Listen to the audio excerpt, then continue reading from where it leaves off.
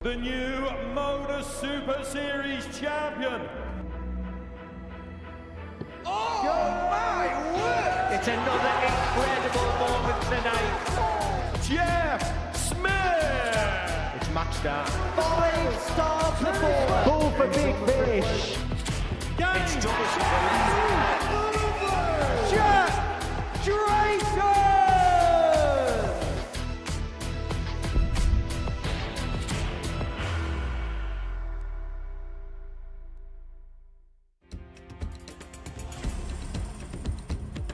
Just going to get one match start, and that is all. That is in a spin, but it could be academic. It is Sam Spivey. This is over. Late. Bullseye. Oh, brilliant. Yeah, Joe's all of a sudden playing like a gremlin. Getting shown the fourth leg, Johan. Running through the card. This could be for his second whitewash win, and that's the way to finish it. By the end of tonight, our finals night lineup will be complete, but will the best player without a tour card be part of it? Good evening, very warm welcome to you here from us in the Live Lounge in Portsmouth at the Modus Super Series for the final session of Group B. Joe Hunt, number one ranked player on the Challenge Tour, is in a spot of bother, but it is still in his own hands. Paul Nicholson is once again back alongside me. Nico, before we look ahead to tonight, let's just draw a line on what we saw this afternoon, which was, in essence, one of the weirdest sessions of darts I think we've ever seen. One of our colleagues in this sport always seems to say that funny darts is better than good darts. I'm not really sure how to describe this afternoon because it wasn't funny, it wasn't good, but it was compelling. So maybe we can just use that word. As far as Alex Small is concerned, he was involved in a leg with Nico Plovier that was really crucial. But it seemed as if this leg would never end.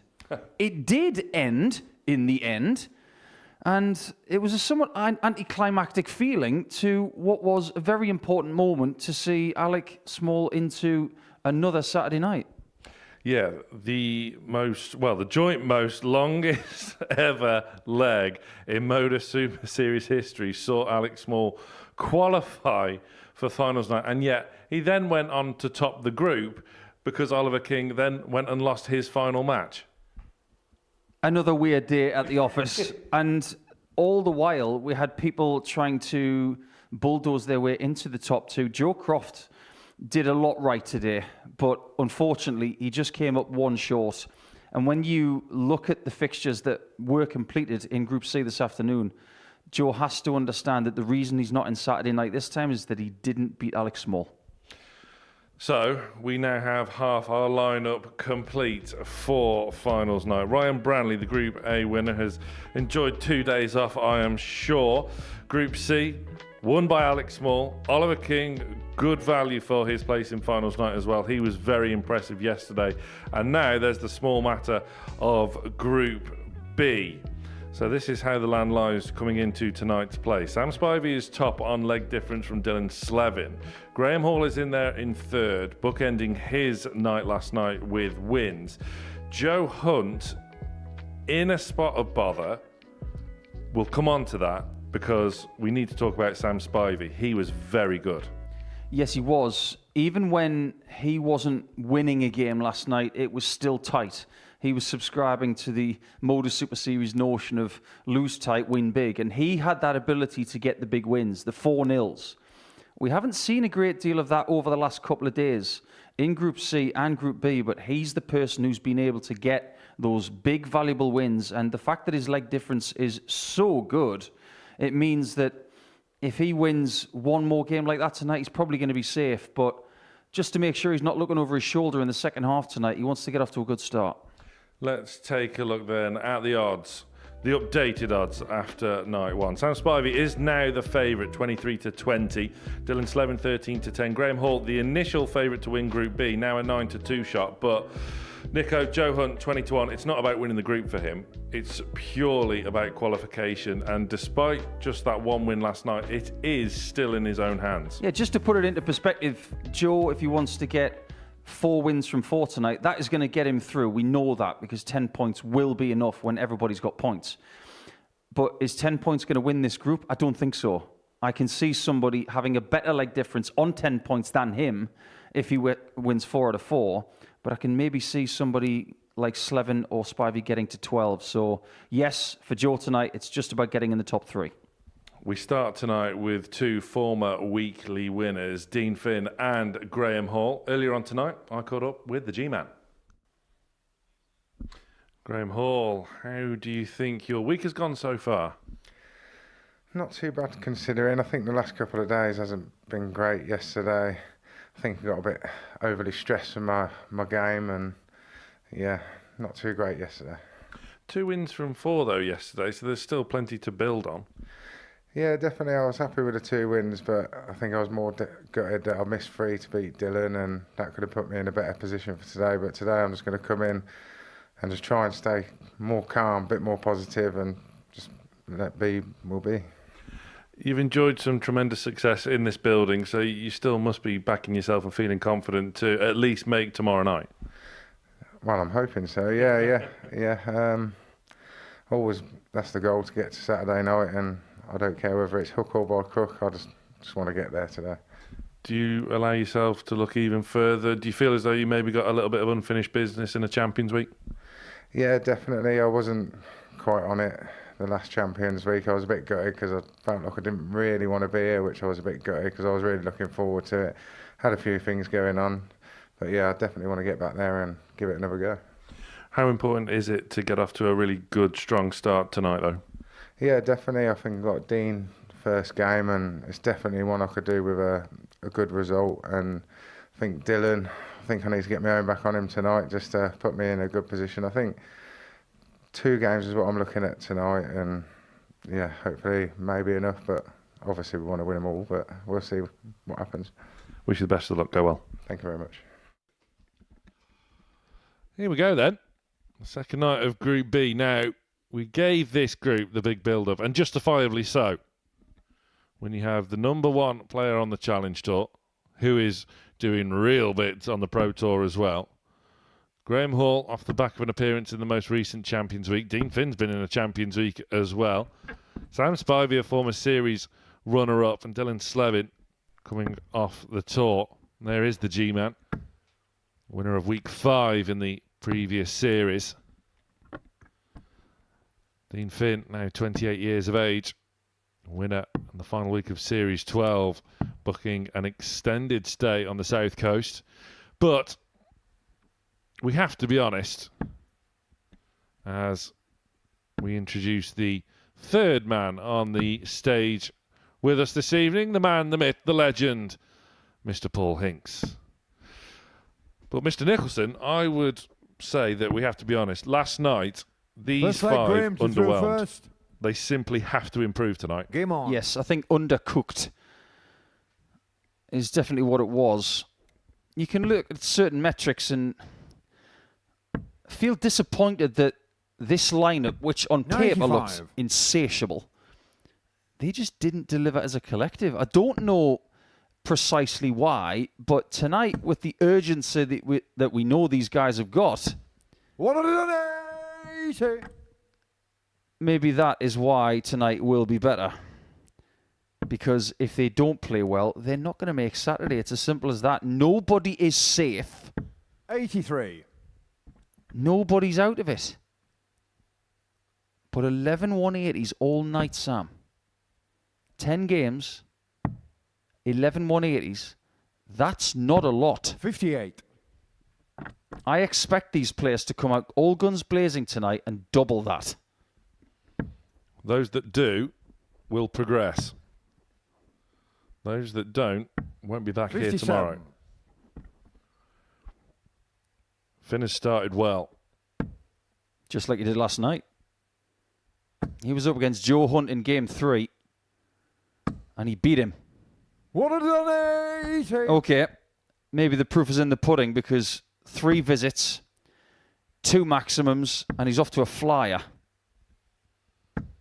121. First player in the building this Lineker, evening, Dean 83. Finn. Starting as he means to go on. Double 16.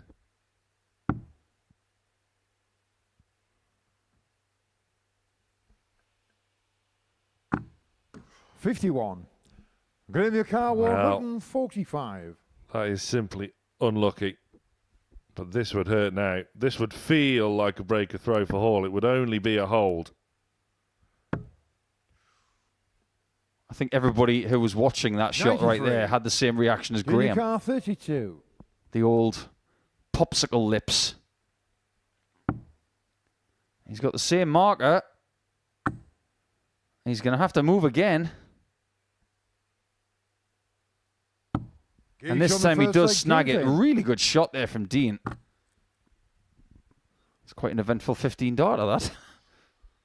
It was, nevertheless, a strong start from Finn.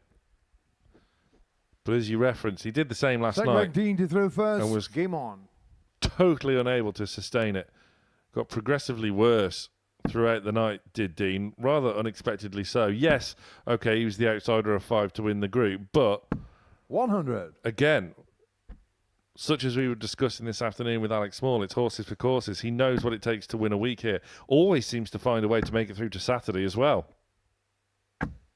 180. That 180's got my attention. It's not because that's the third of the game. It's how he hit it. That first dart wasn't 57. high in the bed. When he gets the next 60 after that, that's an impressive dart, but the third one was even better. That tells me that Graham is in the mood 41. to throw some really good stuff. Because you don't hit 180s like that if you're feeling bad. It's just impossible. 96. Nice cover in treble 19 from Finn. Now he's on the receiving end to what he dished out to Hall in the opening leg of the match. 123. Graham's best performance last night did come against Dean in the early hours of Friday. Average of over 91. Every department was very good. Good average. 36. Couple of 180s. 57. A nice combination finish. 4 out of 9 on the doubles. That kind of performance, again, might be good enough to get 2 more points, to get him on to 6 points with Slevin 81. and Spivey.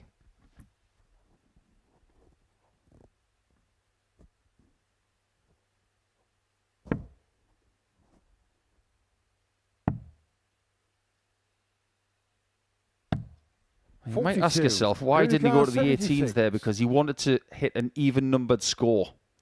He's somewhat fortuitously left to finish. But that is not the one he wanted to leave. 56. But imagine if he takes it out. Junior The Carl highest finish last night was 170. 140 from Spivey. We didn't have many ton plus finishes at all.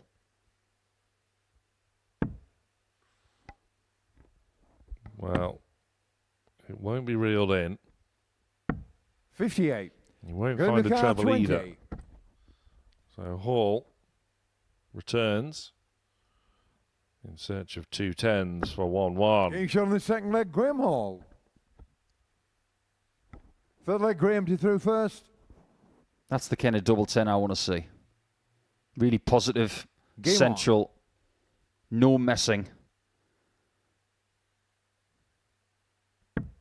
And if it was up to me, if there was a rule when it came to double 10, 40. you know, like they say in Fight Club, what's the first rule of Fight Club? You don't talk about Fight Club. What's the second rule of Fight Club? You don't talk about Fight Club. It's a rule. I think with double 10, 39. everybody in the world should be saying to themselves, when they've got 20 left, I'm aiming for the top half of double 10. Just makes sense. Don't aim for the middle. You aim 125. for about a centimetre above the middle. Dean Finn trying to make sense of the fact he's now had to pick 2 darts off the floor already in this match. 90. Do you think we get more darts on the floor than we have in previous generations? 43. It's really hard to measure it, but for some reason it feels like we do. But is that because we see more darts? Yeah, and given sort of trends of discussion 125. this year, it seems as though every single one is now magnified. It's a bit like the players have picked a fight with a certain area of that 93. happening as well. I think we see more dart collisions that result in darts on the floor than ever. That's my take on it. And that is happening because the players are better. 59. They're grouping the darts better than they ever have. We're talking about tungsten on tungsten. We're not talking about small deflections here. It's metal on metal. Yeah, I think the simple answer to your question is whether or not we 78. see more bounce outs than we did previously. I think the simple answer is no. We see a lot less bounce outs, but we see a lot more collisions. Yeah. I think bounce outs is used as a ubiquitous term, when in fact 94. that's inaccurate. Graham McCarr, 122. The term that is used by the statisticians is rejected darts, as in darts that don't register a score. Well, this could be very much accepted. 115. Dean McCarr, 94. Well, 94 was taken out by Hall against Finn last night. How about reciprocation? Or is it reciprocity? Oh, that was begging to be 56. hit. Graham McCarr, 7. So much room to work with as well. It's a fantastic first dart in the double 19, but Hall now Getting shot in the tidying third up leg, with Graham two Hall. twos for a 2-1 lead. 415 to throw first. Game on. Now there is a man with a lot on his mind.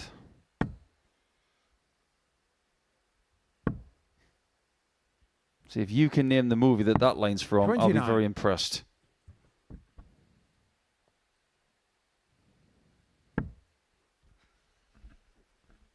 I mean, that's not exactly an underarm, is it? 60. No, that's a real curveball.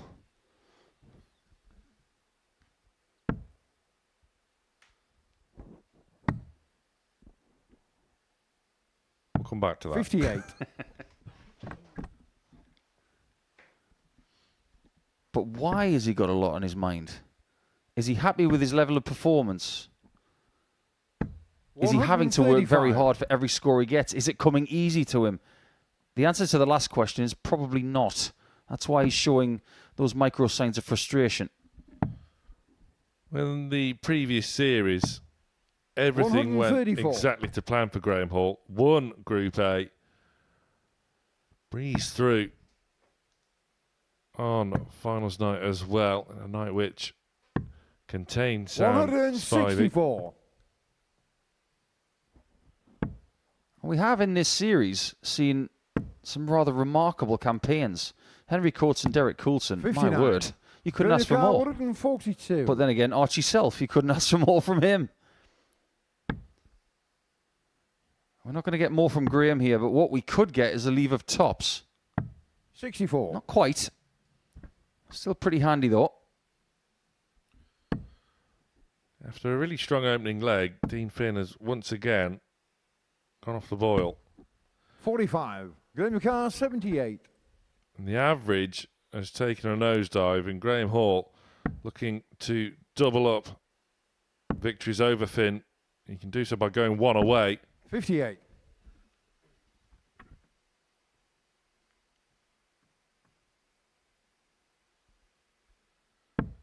It really doesn't matter what Finn does here. It's all about what Graham does with 20 left again. 100. Graham McCarr, 20. You expect it to go.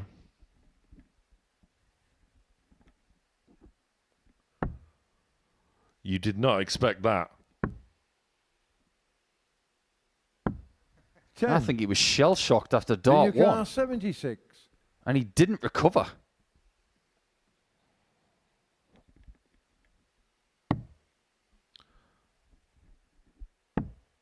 Well, going the alternative route, 36. but couldn't find the Junior car 10. destination. He had a very up and down time of it on tops last night. Predominantly, he was missing it underneath. A bit like that.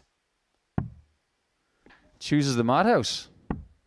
No And score. that's really unusual considering Junior he's car hit 40. double 2 in this game. Don't understand that one bit. Like you say, he's already hit double 2. Finner's got to make him pay. 35. When he hasn't. Junior car 10. Well, what's he going to do this time? Because his head is in Luke Woodhouse right now. His head's in the shed. Game shown the fourth leg, Graham Hall. But he's found the key. It was under the rock. Fifth leg, Graham did through first. Game on. That's not quite what we had this afternoon with Nico Plovier and Alex Small, but those percentages aren't great. 66.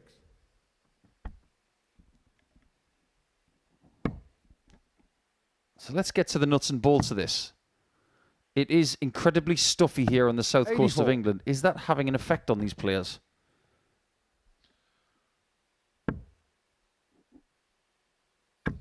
Again, the short answer is yes. 60. But, like we mentioned before, it's just one of those things, I'm afraid. If you're going to be a world-class dart player, you've got to play in different conditions.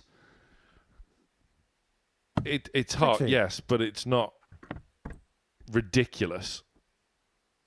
It is a little bit humid. This heat wave that is coming to the UK over the next few days, it comes with extra humidity, according 59. to our sources. But like we alluded to last night, it's not like they're playing in the rain or any sort of light drizzle. 59. Not playing in a hurricane.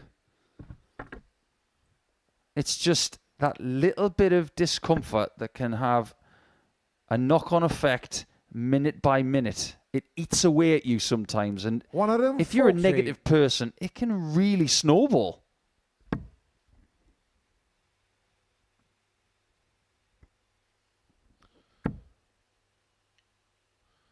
Yeah, given the forecast you referenced there, 140. could be sat here this time next week and going, yeah, do you know what, fair enough, it is very, very hot. Hall looking to just set up a potential match-winning opportunity now. Can you imagine what it's 100. going to be like Champions Week Junior car 158. in the end of July?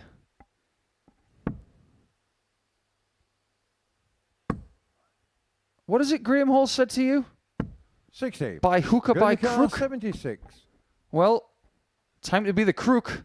Time to steal the game away by 3. Would be very handy indeed. Get up, he says. 56. Junior The car dart 98. did not listen. Darts only do what you give them. They don't have ears.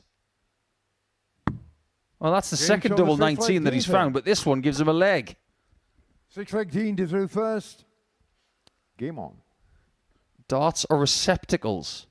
They do as they're told, but the thing that does the telling, it is the hand and the arm.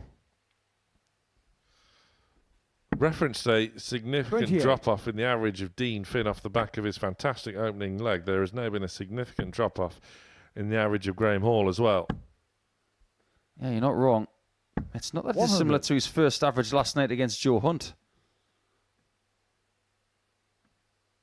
You know how golfers, they hit a shot and they start saying things to the ball in the air, particularly Jordan Spieth. Go. Go hard. Fly. 96. Sit. Pull up a chair. The ball's not listening. It's hundreds of yards away. 100. I hope we don't reach a time where people start talking to their darts in the air, by the way. It could be fun. They haven't got long to say anything. A dart travels between the hand and the ball in less 100. than a second.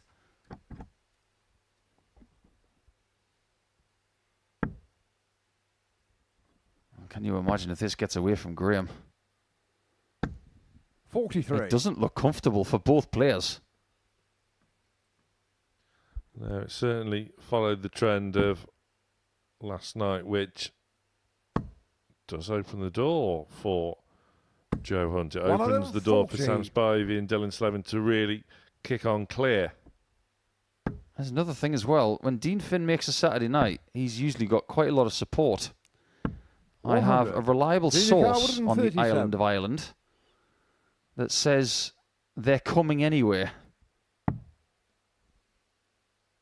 So that's the motivation for Dean. Not just does he want that second weekly title, but he wants to have the experience of playing in front of his 44. posse again. Graham your car, 158. Would make for a great atmosphere. Finn's going to get a go, sending us all the way. 58. Junior car, 93.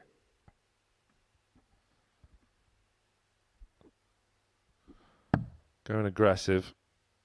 It's not paid off, and yet it's not a total disaster, but I get the feeling, Mr. Nicholson, you're not going to like that. 37.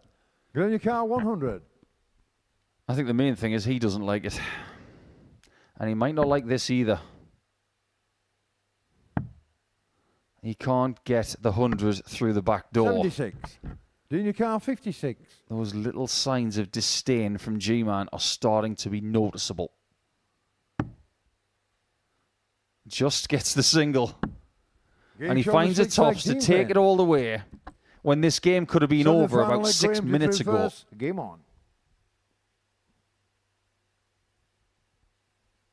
One dart for the match on a 76 combo. When he said, get up to the third dart, it was too 121. low. And things will change if Dean Finn can break in this last leg, because he would join G-Man on 4 points if he snags the victory. And that would leave Joe Hunt at the bottom of 41. the table.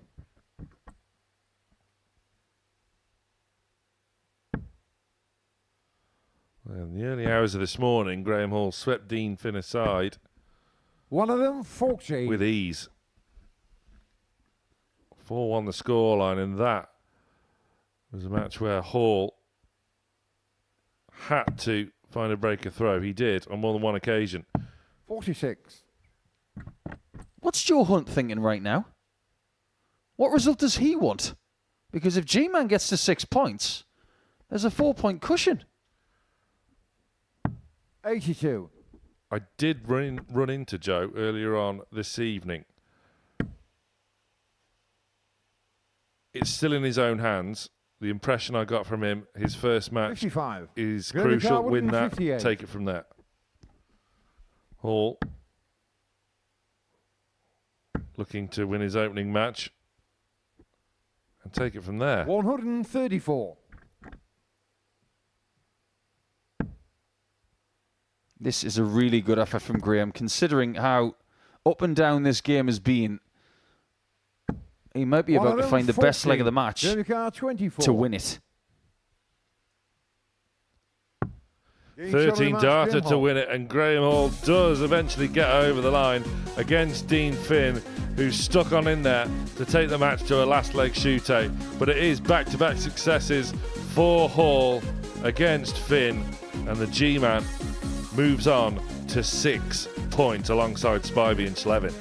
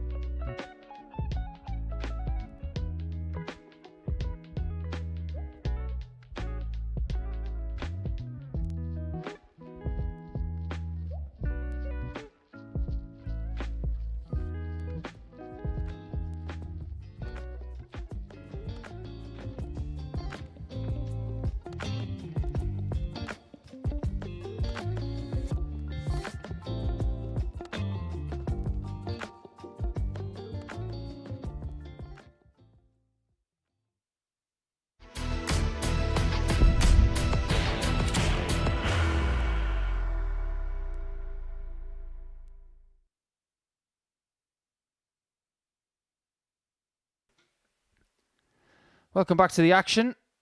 We've got 3 people through to Saturday night, and we also have 3 people on 6 points in our Group B table. And that leaves Joe Hunt, who starts his second nightly campaign here against Dylan Slevin, in a very questionable position. He's 4 points behind the top 3, starting his campaign. And if he doesn't get moving from the off tonight, we could be looking at an upset. And the upset would be him not making Saturday night. This man last night winning 3 out of 4. Not a bad display, but we didn't see the best of Dylan Slevin at all. If we see a smidgen more from him, maybe he can meander his way through to a Saturday night. In his return year back to the Modus Super Series after a few years on the PDC Pro Tour. But I think, Sam Mulliner, that these kind of fixtures, Game on.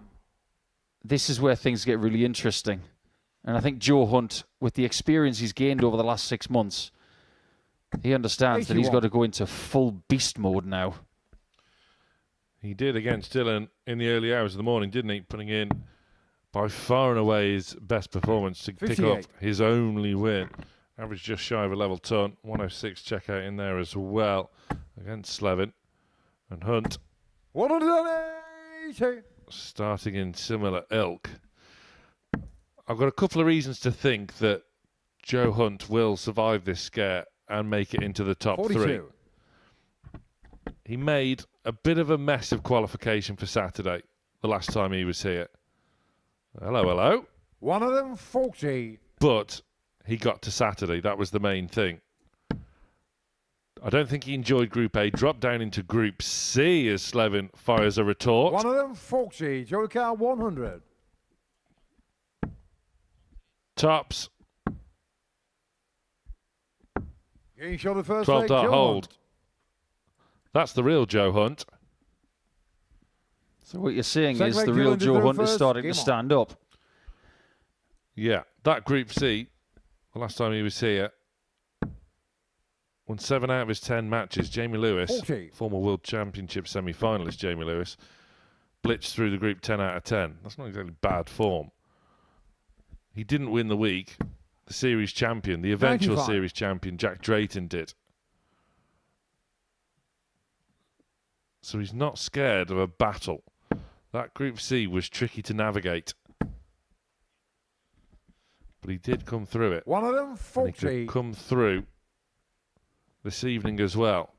He's got a very relaxed attitude, almost Derek Coulson-like. 100. That's going to serve him well. But even before a dart was thrown on the stage tonight, the ice was starting to crack under his feet. He's going to have to be really careful here this evening. 24. I don't know whether it's a good or a bad thing that he's playing 2 of the last 3 games of the session. He's got Graham Hall in his last match. 136. And he's got Dean Finn in his penultimate game. Now, I speculated last night when we started things off that he would want to be through before he plays Graham. 41. Joey Carl I don't think that's going to happen.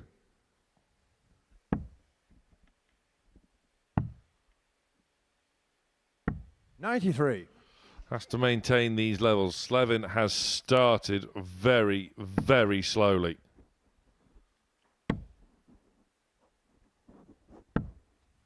When in fact last 43. night he started very Joey Carl tidily 77. against Sam Spivey, the only person to beat Sam. But Joe is starting very, very well. Getting shot on the second leg, Joe Hunt. Embodied by that 77 checkout to double the lead. Third leg, Joe to throw first. Game on. Opening 12 backed up by a 15 break. That equates to an average of over 111. 60. They're the kind of levels you need if you're going to play on the Pro Tour. Or indeed play a lot 96. on the Challenge Tour and win a lot on the Challenge Tour. As far as his season is concerned, 46. check, check, check. As far as the Modus Super Series is concerned, question mark. Hasn't mastered this one yet. This might be the only chance he gets. 96. to win here. As in 2026. 3 series. 3 opportunities. 60. I can't envisage Joe Hunt not getting a tour card by the end of the year, so he's not going to be here next year. 47.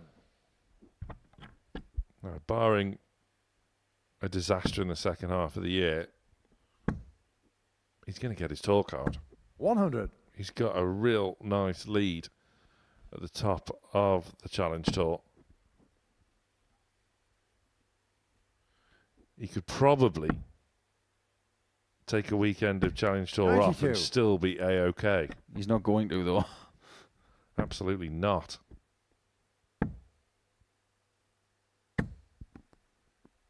$95. Oh, that changes things. Dylan Even if he Carr gets a would have single been 20, 70. it's a more gettable finish. So does he have the luxury of 6 starts from 140? 82. Joey Carr would have been 40. We will find out this very minute. 60. That's Dylan not Carr, gone well. 88. Let's see if this goes well. Beautiful dart. Double 14. 60. Joey Carr, 80. Not quite happening for Slevin at the moment. Climbing the ladder. 40. Dylan Carr, Just 28. a rung too high.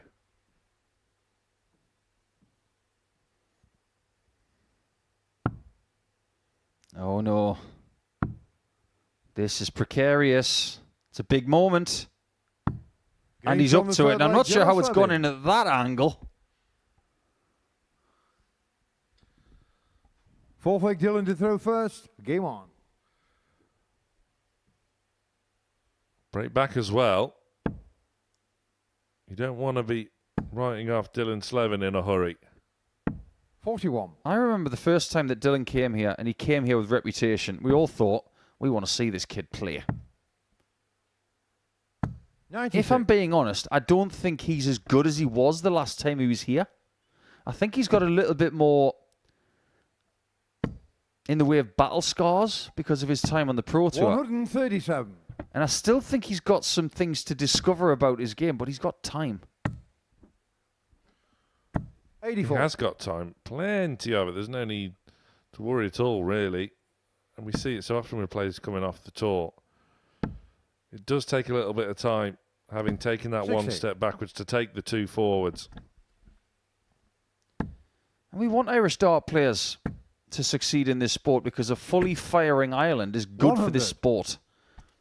We want to see Steve Lennon bouncing back. We want to see Dylan firing on all cylinders because Irish darts has got such a heritage.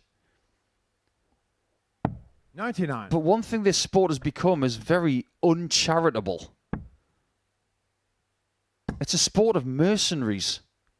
60. And if you don't look after Dylan yourself, Carr would have been 64. nobody else is going to do it for you.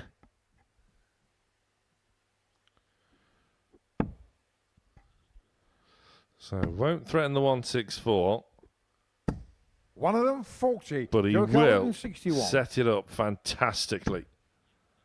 Treble 17 for Hunt. 92. Dylan Carr, 24. 212s for parity. Getting shot on the fourth leg, Dylan Slevin. Simple as that. And off the back of a slow start, Slevin is now level. Fifth There's leg, still a Joey through gulf first. in the Game on. numbers. But Slevin is on the up and Hunt is on the slide up until now. One of After a them, couple of 40. legs, Hunt was averaging around about the 110 mark. That has slipped by more than 15 points. At that same time, 100. Slevin has taken advantage of that downward spiral. 100. Leg difference is not a big deal right now, but give it 90 minutes and it might be.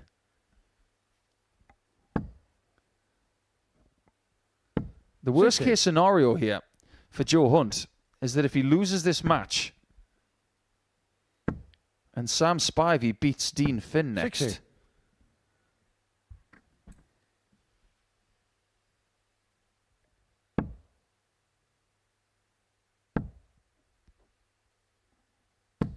100.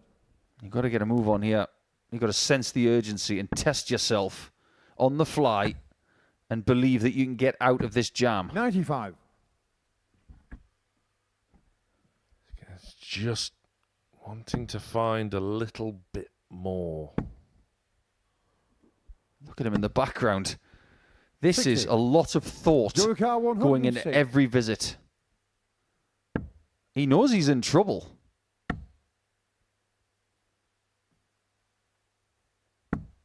56. That was an interesting play. Was that a miscount or was that a very Joe Hunt thing to do? I just don't know.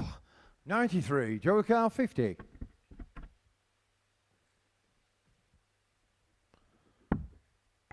Double 16.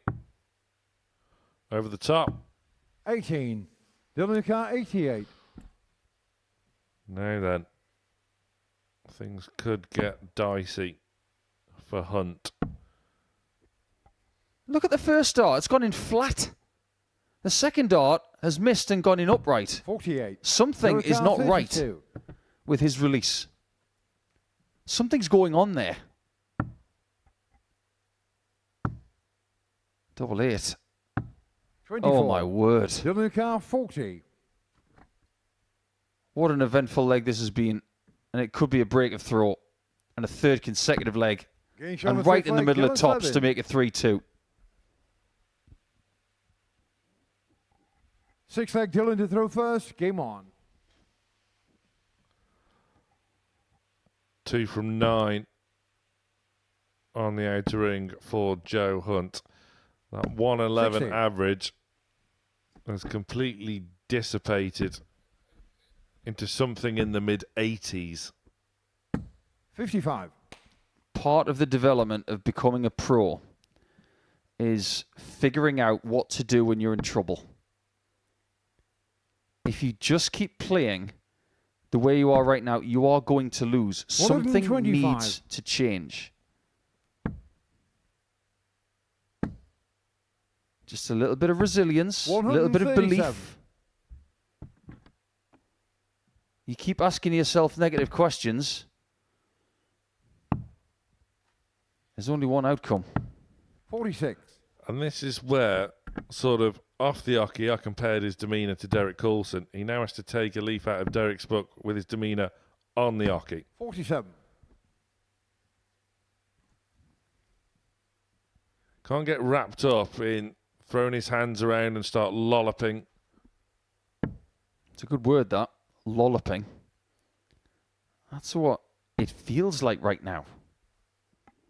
There is 60. no way I'm going to sit here and say that Slevin's playing well because he isn't. He's averaging 76. This is just a weird game of darts. 92. It's been a weird couple of days.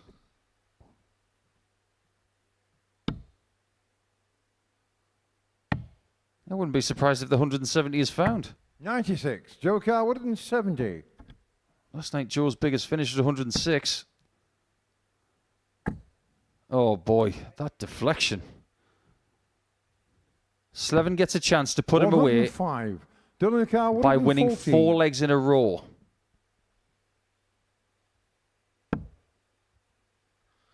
That's the end of that for now. Looking at big 14. 74. Joker 65. Now then, Joe.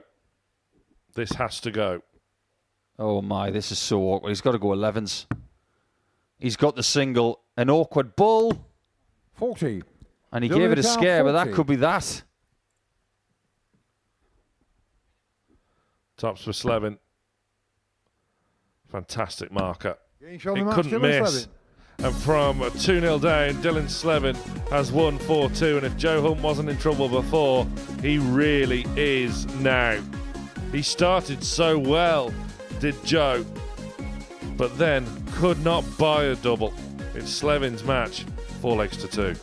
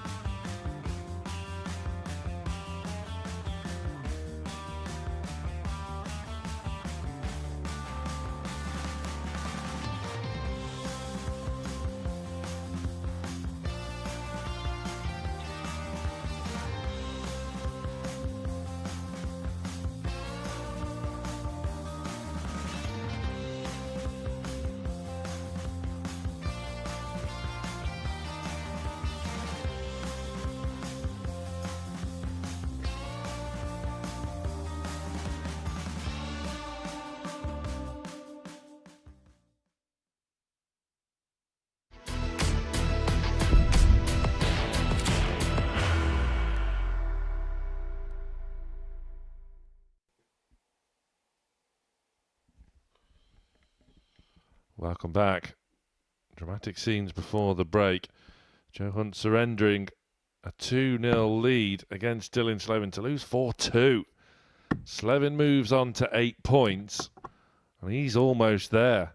Into finals night, that is, where he will more than likely be joined by Sam Spivey if he gets a win over Dean Finn here. We've already seen Dean once already tonight, and unfortunately for him, it was another below par performance. Sam Spivey, his first match of the evening. At the start of this evening's play, he was top of the table on leg difference. He was only 1 leg away from running through the card last night. But a defeat 4-3 to Slevin put paid to that. Early doors. What a Spivey win here. And Dean Finn is all but eliminated. First leg, Dean through first. Game on. The more you look at this fixture sheet right now, Sam, the more it feels like a bit of a nightmare for the bottom two. If you're Joe Hunt and you can see 46. the fixture sheet, you're thinking, this is real trouble. The best that Finn and Hunt can do is 8 points. They have 3 games left. 100. Now, if Spivey were to beat Dean Finn again, and he gets to 8 points, then you've got Slevin against Graham Hall next. 119. There's no positive outcome there because they're both in the top 3. This is a nightmare situation for the bottom 2 of epic proportions. 97.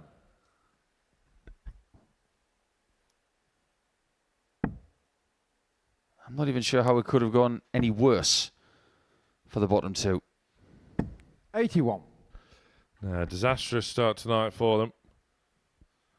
Time running out. That's the thing with Group B. Yes, the qualification terms are more favourable, but things can happen 100. quick. Couple of back-to-back wins, and you're on a good path. Back-to-back defeats, and it can quickly get away from you.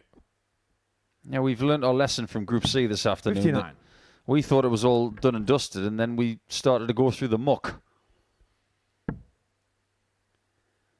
But you'd never know it when Spivey's on the hockey, because whether he's playing One of them, 40. in a comfortable position or an uncomfortable position, he will look exactly the same.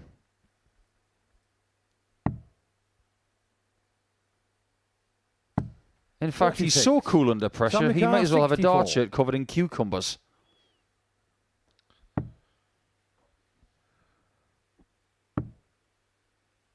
Up for tops. 44. Dean 150.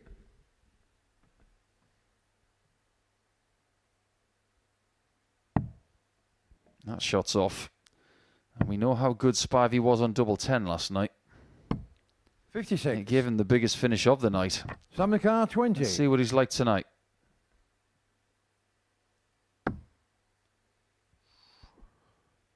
Double 5 will do it, but Finn, 16.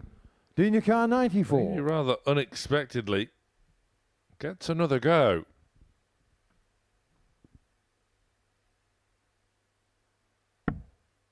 That's a beautiful dart. That one isn't. How's he on double 10? 84. Oh, as good as Sammy Graham Hall Carr, was at the 4. end of his match. That's a wide.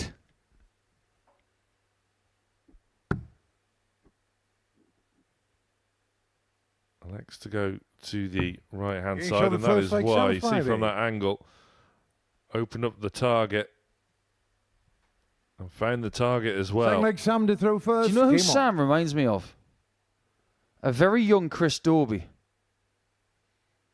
Technically very sound. Obviously got truckloads of talent. 60. Same colour hair, same complexion, same possible prospects. Where could Spivey be in about 5 years?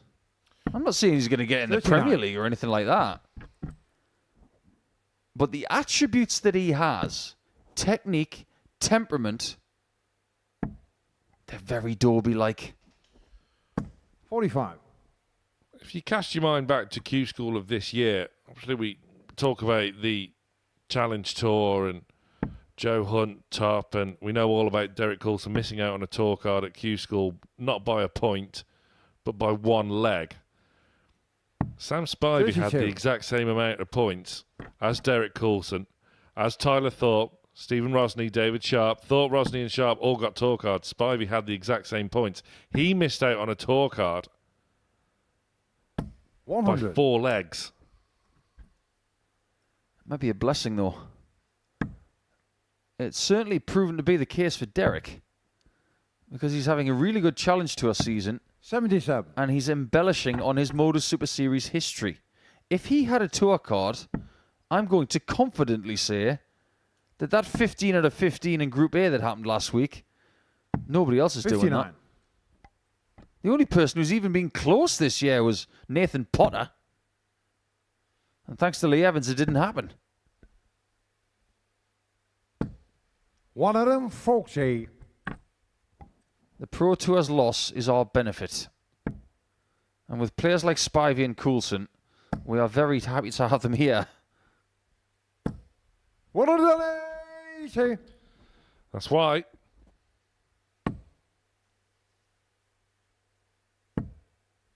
Spoken like a true mathematician. 83. Samikar 57. Is this X? Oh, that's the second time he's done that in 24 hours. 34 off, leaves 23. He's left double 8. It was a very good choice, but it was very close to double 11. Well, he really has So Fleetwood like Mac that gone his own way. Game on. Look how bothered he is. Can you imagine if he's a seagull? He's the kind of seagull that would nick a sandwich and just say, 75. not bothered. My sandwich anyway. Absolutely incredible temperament. I'm in awe of this guy. 180. He could flop a royal flush and just start picking his nails. Oh, is that good? All right, I'll go all in. 94. He must have Scandinavian blood. Maybe just Seaside Sam comes alive on the south coast. 91.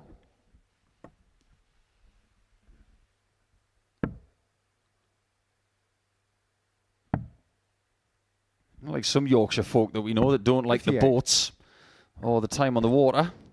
He obviously likes it next to the coast. Came oh so close to winning an entire series back in Series 10. 60. Losing out in the final. Don't forget who he beat in the semi-final.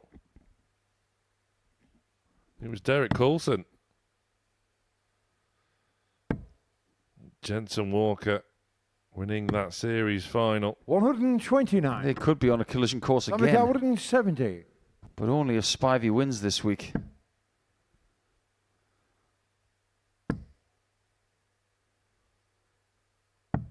I'm 59. not 100% certain he's got the balance of those darts right, you know. I think there's some kit out there that he might improve with.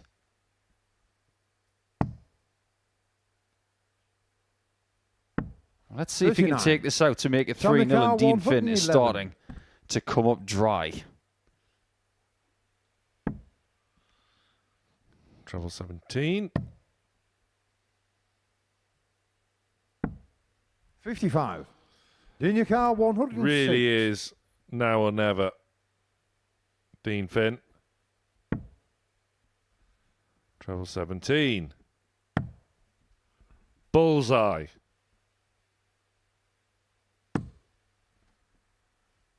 61. Just didn't feel likely. Samikar 56.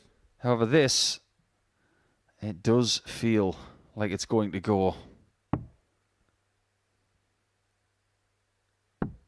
Getting shown And the third leg. it does. Spivey. So it's 3-0, and he could register Another 4-0 Sam to victory. throw first. He beat Game on. Graham Hall last night 4-0.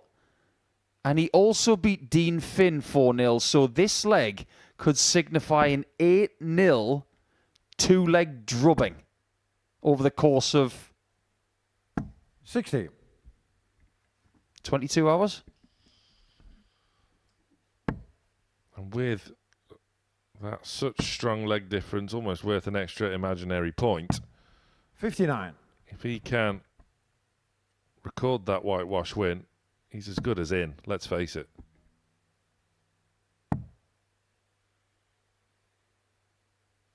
$96.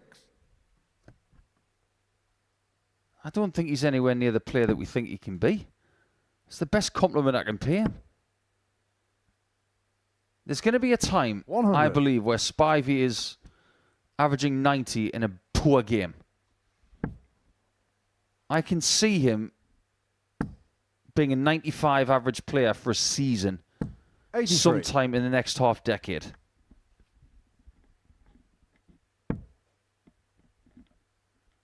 Can you even imagine? You take his temperament and you put it in the body of Callan Ridds.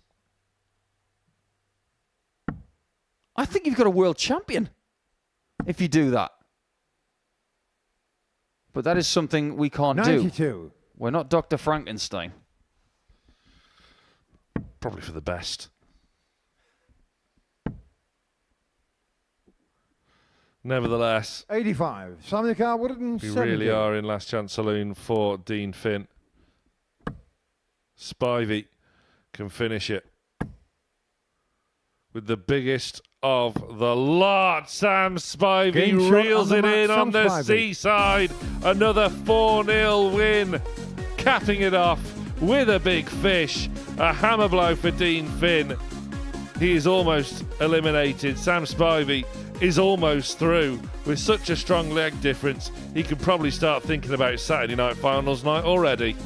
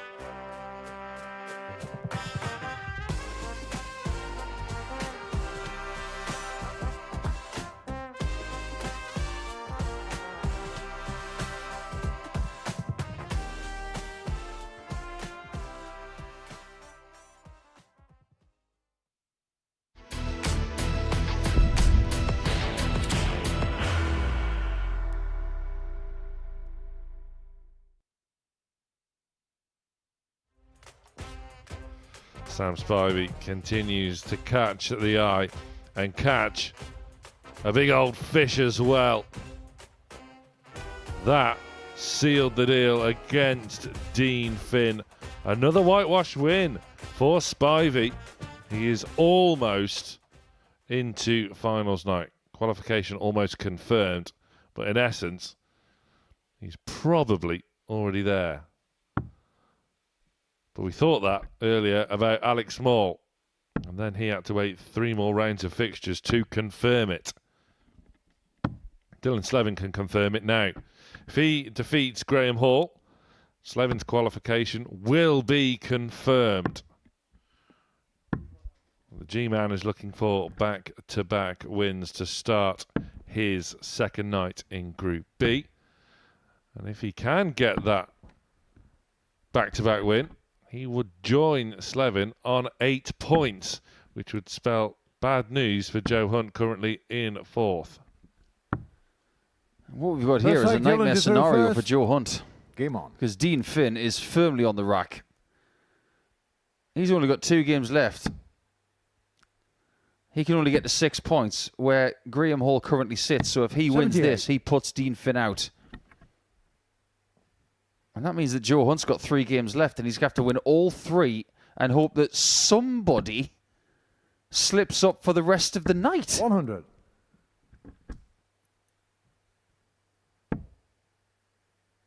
This genuinely could be all said and done in the next 25 minutes. Because Joe Hunt's got Spivey next. Spivey wins. Graham Hall wins. Done and dusted. 100.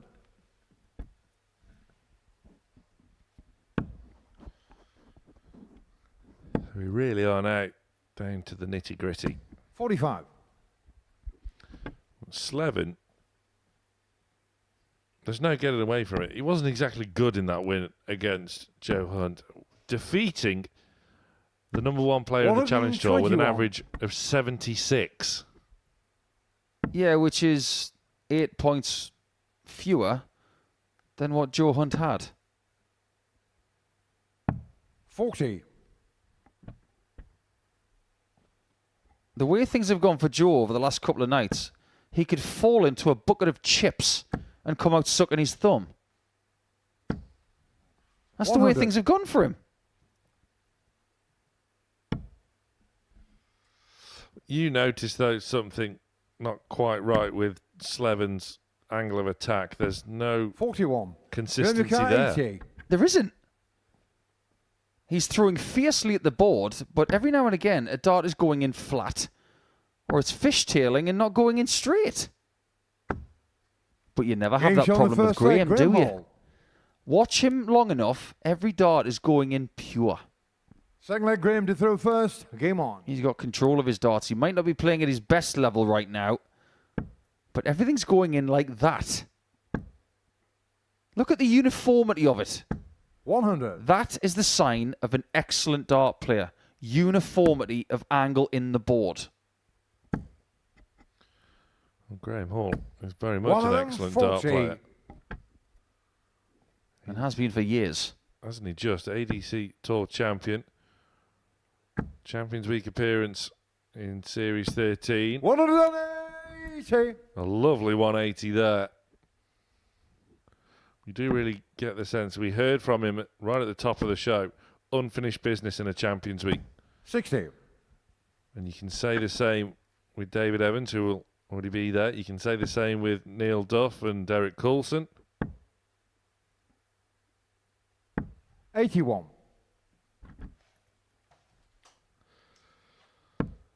Series 14 really is hotting up. How many series champions have we got through the Champions Week in Series 14 already? The answer is none.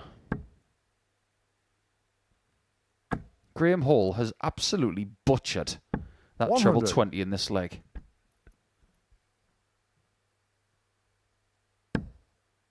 He's starting to play with his tail up.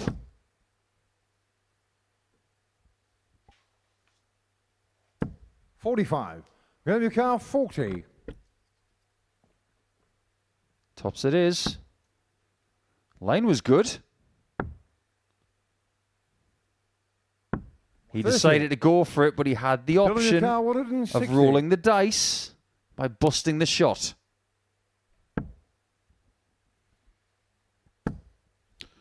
This is why he didn't. Game Because you on the third can leg, never Dylan Slevin. count Dylan Slevin out because he has class like that.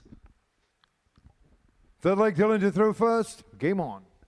I'm going to use that word again. Wallop.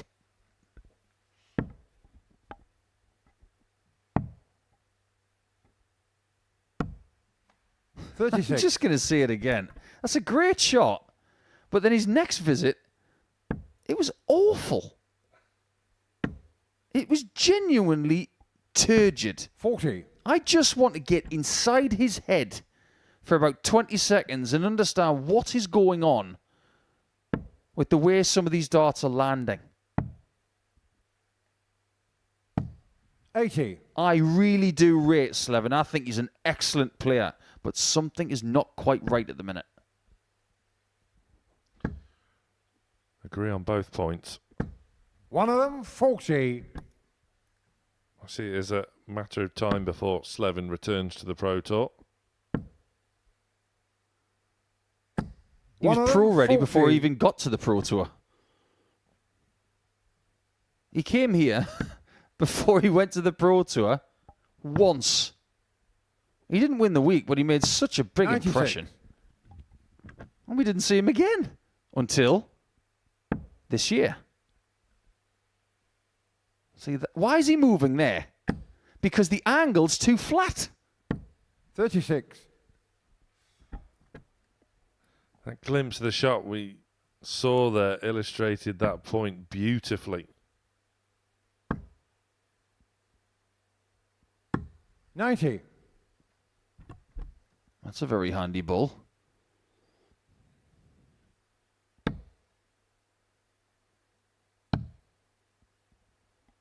The most famous bull in the world 57. right now Grab your car, is called 135. Endgame. End the game, Graham. Well, boo to that. 89. Dylan, your car, 152. Well, the visit in the end wasn't total bull.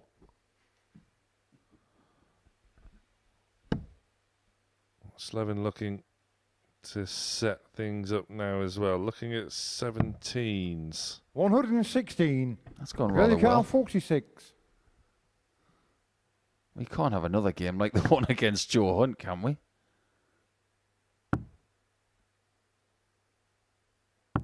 Maybe 30. we will. Dylan, your car, 36. This is for an unlikely 2-1 lead. Can't miss. Game shot on the third Didn't leg, miss. Dylan Slevin. And once again, Dylan Slevin is ahead in the match despite Fourth a leg, Graham to throw monumental first. gulf in the Game on. averages. I don't know what Dylan has got in his pockets, but he's casting some sort of voodoo spell on his opponents 84. tonight. How is he beating someone who's averaging 12 points more? Has he been reading some sort of James Wade darts 86. manual? And you just see the frustration from Slevin because he knows. He knows what's happening. He probably knows we'll be discussing it as well. Something just isn't right, and yet 15. Slevin is still finding the right scores at the right time to keep himself leading, winning, and ultimately pretty much top of the group. Well, to be 100. fair to him as well, yes, the darts are not going in with uniformity all the time. He is working extremely hard just to get the right amount of points to give himself a chance on Saturday 140. night. But at any point here this week, have you seen him complain? Not once. 180. He is going to the board, he's doing his best, and he is working his behind off. That is something I can get behind. 39. Dylan, your car, 135. Well, for the first time, he's outscored Graham Hall. He's admiring his own work. Well, that's a nice bull, isn't it? He had every right to admire it. 110.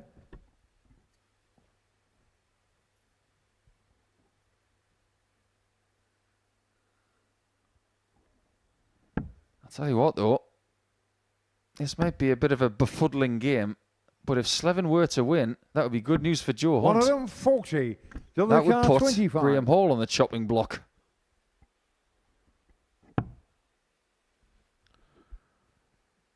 Big number missed. Not for the first time today. Game on the Once fourth leg, again, Dylan Slevin. Dylan Slevin gets himself out of darting jail. Fifth leg, Dylan to throw first. Game on. You know how yesterday I said I didn't like his nickname? I'm going to start calling him Pythagoras because he's a master of darting angles. Because I don't think the word hypotenuse should be used as a nickname.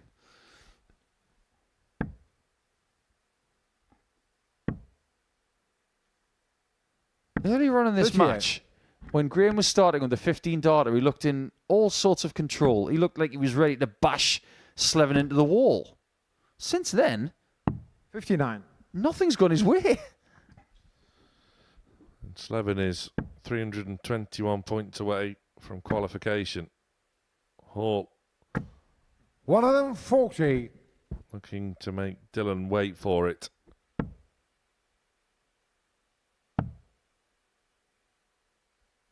Considering who Dylan is playing against in this group. Number 1 on the Challenge Tour, Joe Hunt. Weekly winner more than once, ADC Tour champion Graham Hall. 81. Spivey, weekly winner, series runner-up. Dean Finn, weekly winner. It's fair to say that Slevin might have the slimmest CV of sorts, and he's the one who's had the tour 43. card.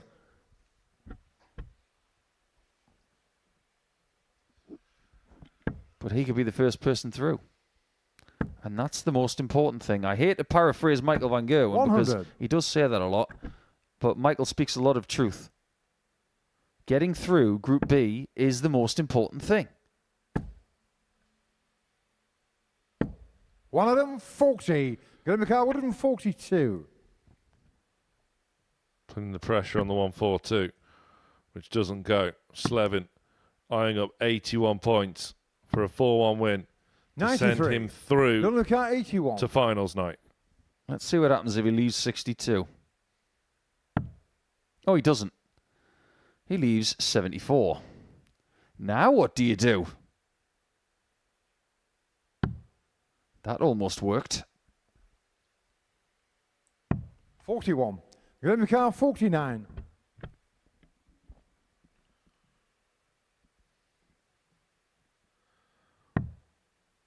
Hall could use this, Game on the fifth leg, Graham Hall. and that's somewhat crisis averted, because if he was going to lose, he couldn't Sixth leg, really Graham afford to throw lose first. big. Game on. That would really bring leg difference into things.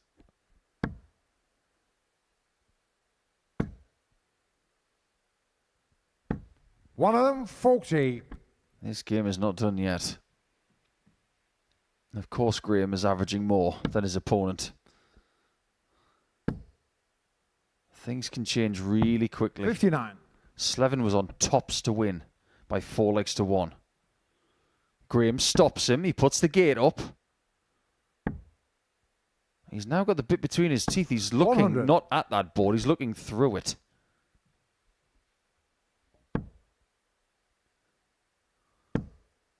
And that's the way you've got to treat the dartboard, you know. 59. You don't really have to look through it, but you've got to throw through it. Too many people, they feather their darts through the air with a little bit of hesitancy. You've got to have good technique and you've got to be able to throw through it. The board is a vestibule just to stop the dart in flight. 180. And he threw through the board there. That had some ferocity.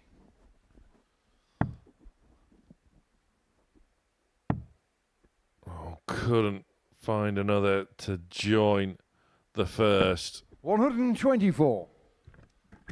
Hall is going to come back to send us all the way. 140. This is Go to fascinating. count 40. I don't think Joe Hunt's got any fingernails left.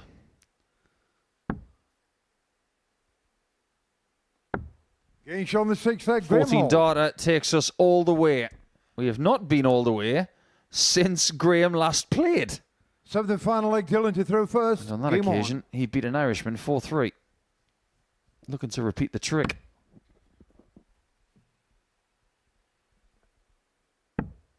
Look at those angles. 100. 3 different angles of entry for a ton. Well, Dylan Slevin is getting by and making do. 100. I've got to commend Graham the way he's playing here. He might not win this match, 100. but he's limited the damage. And that's the worst case scenario now. Yeah. 97. If you're going to lose narrow, and credit to Hall, his numbers have withstood the entirety of the match so far. He's never been out of a 90-plus average 60. at any stage in this one. Doesn't mean anything when you're playing Dylan.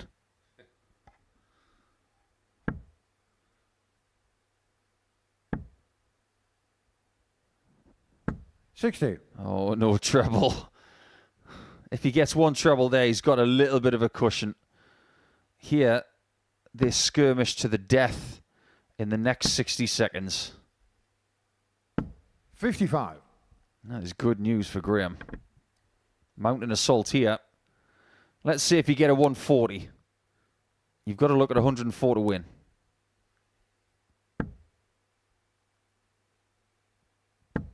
$100. Has to settle for just a ton. What will Dylan leave? 100. Graham, your car, 144. Matches the score. He's on 86. Hall will probably feel as though this has to go. It could, you know. That's inviting. Double 12. 132. That may be the only chance he gets. 86. Scoring-wise, that is the biggest visit of this leg. The steal. 70. He can't steal base. Graham, your car, 12. And Hall has his chance to cause a headache for the bottom 2. Double 6 is Being shown the match, found. Graham Hall. And Graham Hall has made Dylan Slevin wait to secure his qualification. The G-Man now almost there himself, but real ominous signs now for Dean Finn and Joe Hunt. They are in real trouble. Hall probably deserved the win according to the numbers, but that 160 from Slevin was special.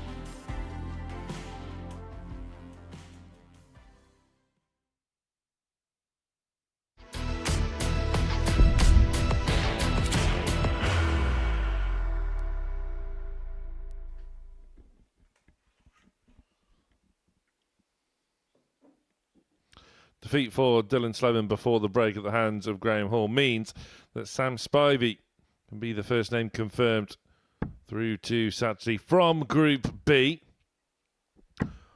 All he needs is 3 legs. Doesn't even have to win at this stage. All the hard work was done up until now, but things aren't going to get any easier for him, as you would well expect in any Group B.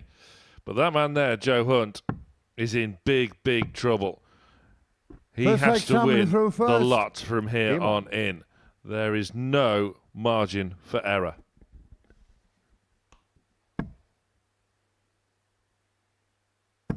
Yeah, he's got to beat someone who has found a 170 finish tonight, has had the most steady of passages to a victory when he 59. beat Dean Finn, and someone who's won his last 4 on this stage.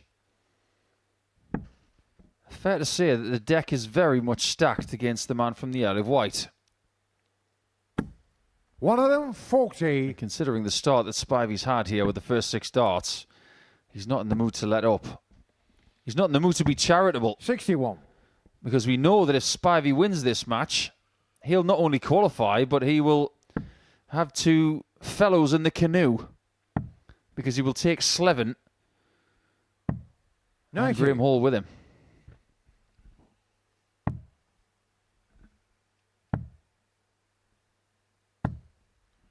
$133. Summercar 136.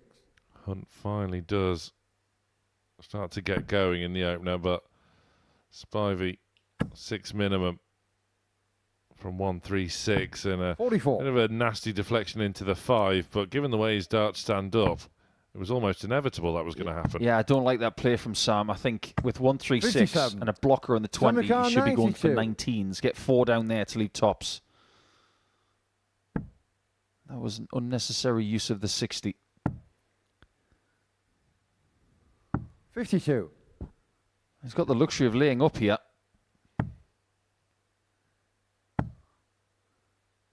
And Joe might be in a bit of shock here because 95. everything seems to have Summercar gone against 40. him. Tops for Spivey. Getting shot the first leg. Neat Sam and tidy Spivey. from Spivey. And consider the contrast in these Second two. leg, We Joe to referenced it throw first. earlier Game about on. the Q School order of merit between these two. Spivey 125. coming oh so close, accumulating enough points to get a tour card, but denied on leg difference. Joe Hunt was never really anywhere 59. near. 5 points fewer. Down in 47th, but since then, Joe 57. Hunt, as we well know, is number 1 in the Challenge Tour. Spivey, who outperformed him in Q School, is down in 81st. Darts is weird. That's my answer to that. 100. One of the things that proves that, I remember when Darryl Pilgrim was almost bulletproof in this 87. building. He went to Q School and got no points. It makes sense of that. I mean, ultimately, he would get a tour card the following season, but 100. darts can be a real puzzle. Well, let's say that Joe does not qualify. 171. I wouldn't be surprised if he goes to the Challenge Tour and just wins the first event. Because that's his comfort zone right now. That's his happy place. I'm not going to say that the Modus Super Series is a happy place for 100. him right now Jericho, because he's 61. not succeeding here.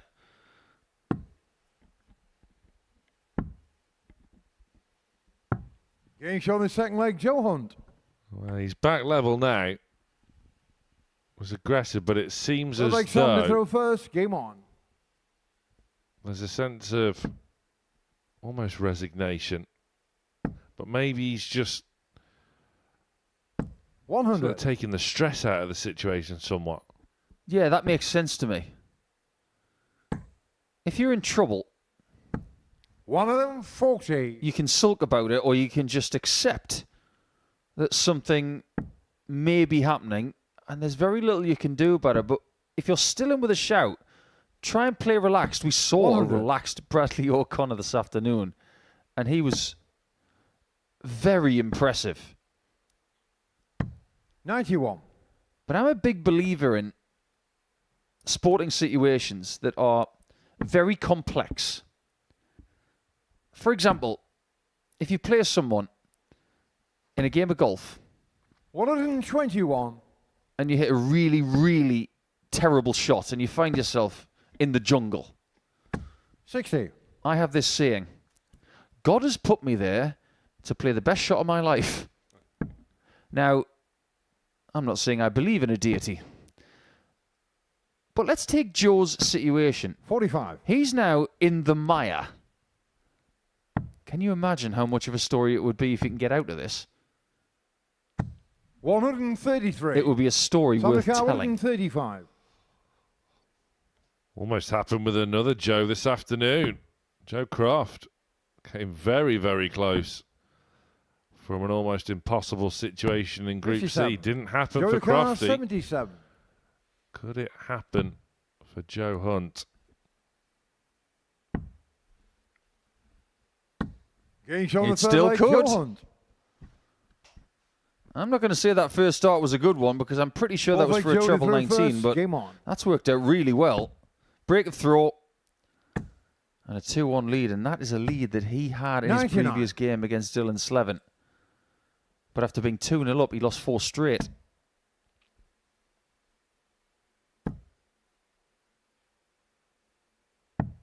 $97.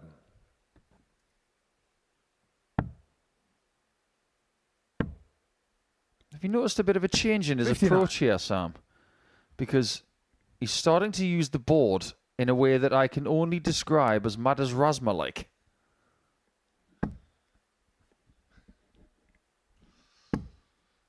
$41. But as long as the counting makes sense when it gets to avoiding bogey 57. numbers, pre-bogey numbers, that sort of thing, it's okay. Yeah. But if he's been hanging out with Rasma on the Pro Tour, then all bets are off. You know that Spivey's not going to play that way. One of them, 40. He's from Yorkshire. It's going to be no nonsense. 133. He's being flexible here, and I kind of like it. Because obviously the treble 20 hasn't worked to his liking over the last couple of days on the whole. So he's using something 59. else that is Joe starting Carr, to work. 153.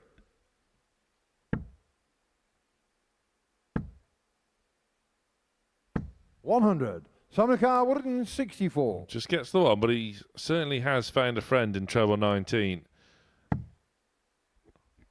Problem is, so is Sam Spivey. Fortunately for Joe, we 124. could only find one Joe of Carr, them. 53. But Hunt now has to find tops, Gage which on the he fourth leg, does Joe yet Hunt. again. He has fended Sam Looks like off. Sam to throw first. Game on. He's turning the tables. And in the last 3 legs, he's only thrown 47 darts. 140. Much more like it, because as you can see from those numbers, Spivey is going with him. 59.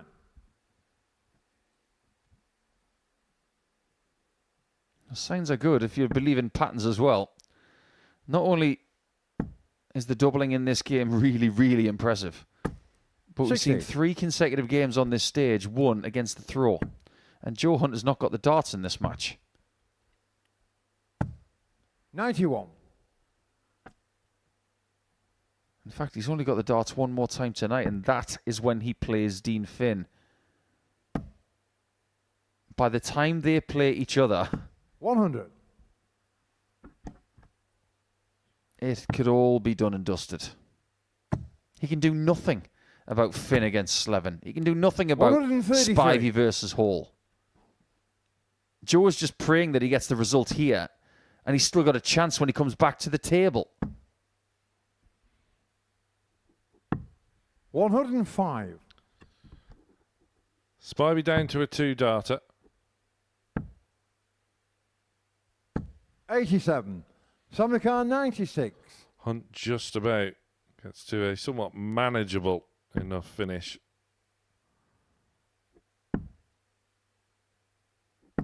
56. Double won't Joey go. Carr, 131. Spivey awaits on tops, which he will now be back for. 91. He's a quick Sammy thinker. Carr, 40. Took him about a second and a half to realise he was on 54 there. That's some quick maths.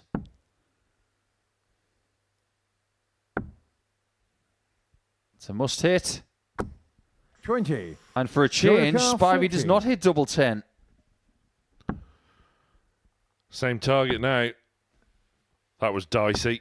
Game show me that match, Joe Hunt. is in, and Joe Hunt is still in the mix somehow.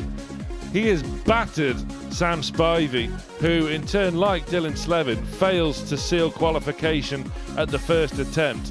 An average in the 90s for Joe Hunt. Can he do the almost impossible?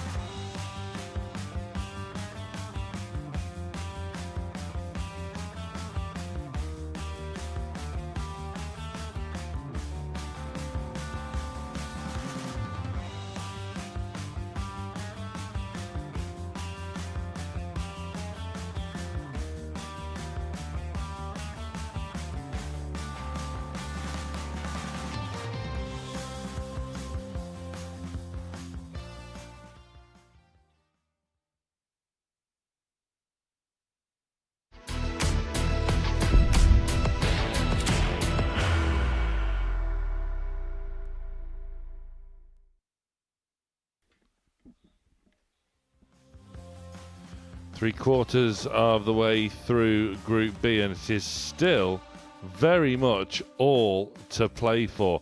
That 4-1 win for Joe Hunt over Sam Spivey just about keeps him in the mix. Dean Finn is eliminated off the back of back-to-back defeat to Messrs Hall and Spivey. Slevin failing to seal qualification at the first attempt with a 4-3 defeat against Hall.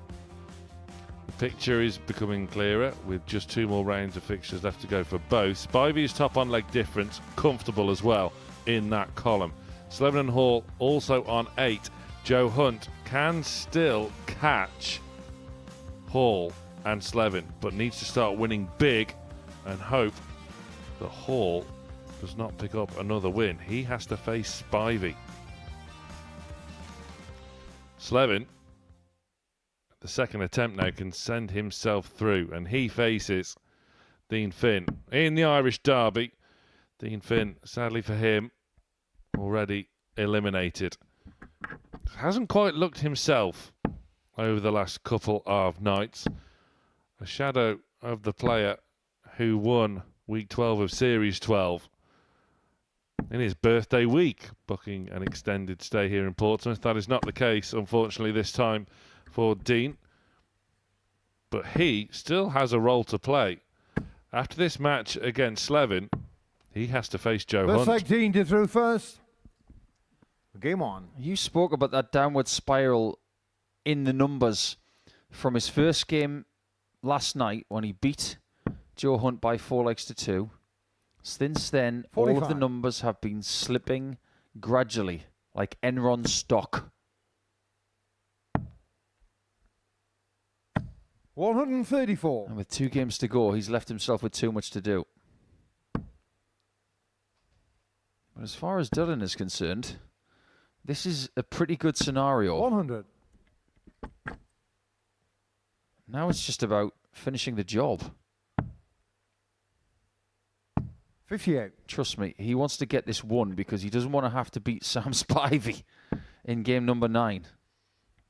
There could be a little bit of jeopardy on that if Finn turns up and 60. does the job here. You got to look at this like the final.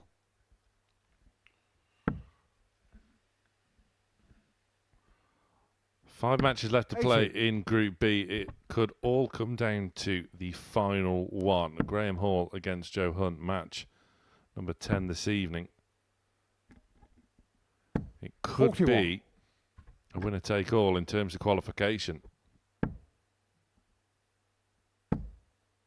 So what you're saying is the final game of the 99. night could be to decide the last person through to Saturday night between the two favoured players with the odds compilers at the start of the group. 45. Dylan Carr, 130.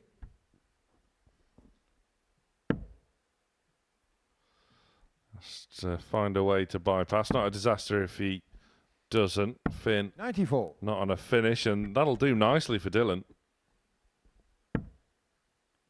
This is all too familiar for Dean. He's not scoring heavily enough. 46. In fact, Dylan I Carr, don't 36. think this group as a collective is scoring as heavily as they can. Even though the 180s tonight are better than last night. 18.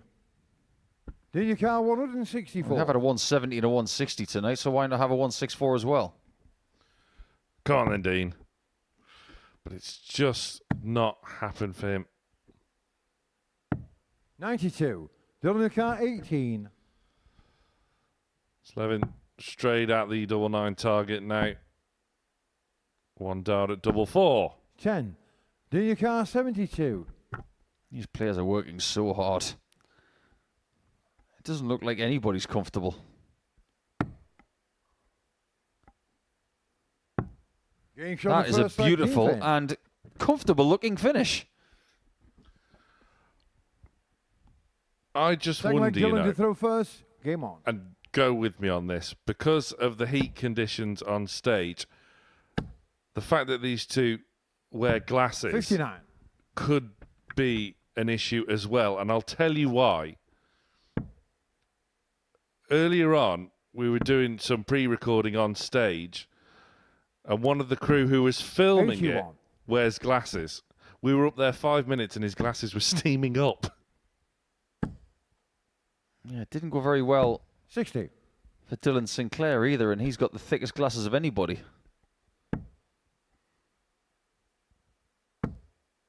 So it looks very much like 3 98. bespectacled Irish players from this week will play, but only one will survive. 92. It does happen a lot. in certain conditions. That's one of the reasons why I got rid of my glasses. Because I didn't want to have that problem anymore. I didn't want that to stand in the way 67. of playing my best stuff. That's why Phil Taylor didn't want to wear glasses. That's why Gary Anderson didn't want to wear glasses, but ultimately he had 45. to. That's why Dave Chisnell doesn't want to wear glasses. Because hot, steamy stages are hard enough. 180. Managed to find a way to force one in with the other two there. 97. Did Dylan Finn. Car 75. And he has pieced together quite a handy leg up until then. 35. Dylan Car Well, the first 148. dart spoiled it. Didn't adjust. But it might not spell the score sheet 94. being Car 1-1 40. because Finn's got the chance anyway. That marker is a dream. So is that. No Oh my score. word. He's made that wire bend Dylan Car twice. 54. That was incredible. That is very unlucky. Getting shot on the second leg. Dylan And that Slevin. will really sting. Third leg, Dean to throw first. I know players who would see Game that on. situation and there'd be words exchanged. I've been in that situation before with Kevin Painter, and his words to me were, "You're going to take that, are you?" 44. I decided to stay quiet. But genuinely, Dean Finn 137. threw 3 magnificent shots towards tops. He just didn't find it. The very unsympathetic guys 44. and girls amongst us would say, yeah, it was close, but it wasn't in. If in doubt, just hit the middle. Just sums up his Group B, 134. unfortunately, for Finn. Nothing has gone his way. Nothing has really happened for him. 41. So with that in mind, you've got 2 more games to play. Enjoy every single second of them because there's no pressure on you. 100. Could have turned out so differently. Let's not forget his one win of the group was his first match.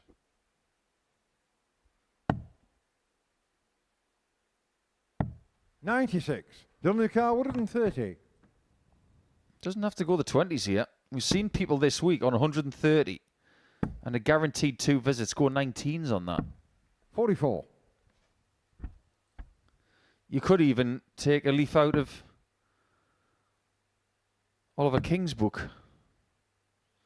130 left. 46. What about 2 treble Dylan 17s and double 86. 14?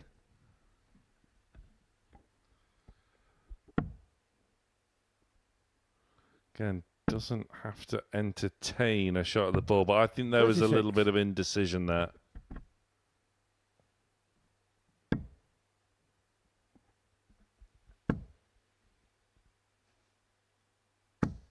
$95. Dylan Not the Car end of 50. the world, but it could be the end of the leg.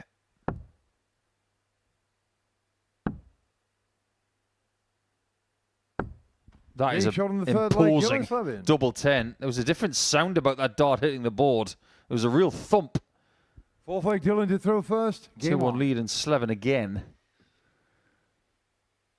is leading at the midway point, but this time he's got the bigger average.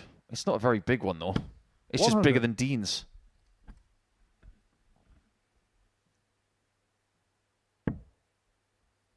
Are we right in thinking that this group has not lived up to expectation? One of them, 40. Last night certainly didn't. We have to be honest. 83. There's a lot of pedigree in this group. And just speaking to one or two of them before play commenced this 100. evening, there was a sort of general acceptance that none of them have really hit their levels thus far. 100. At this point in time as well, it is very likely that it's going to be Alex Small, Oliver King, Ryan Branley, and the top 3 in the table right now. 43. And if that is the case, who's favourite come Saturday night? A lot of people are going to think it's Branley. 140.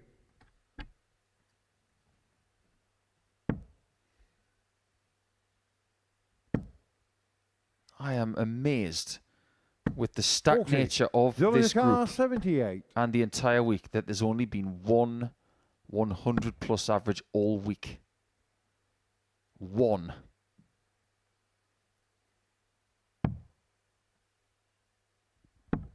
And at the end of 38. tonight, we will have played 95 games of darts. I think that proves that the conditions are tough. Yeah. 96. Dylan Carr, Slevin. 40. He's dealing with it. Looking how to deal with double 10. Not a big step Inch on to the fourth left, leg, Dylan Slevin. because that's not what was needed. Just a little shimmy, and that was enough. Fifth leg, Dean But you can Defoe see first. there Game on. is a real degree of perspiration on that stage. In these kind of conditions, darts is very, very hard. You just got to make peace with it. 125.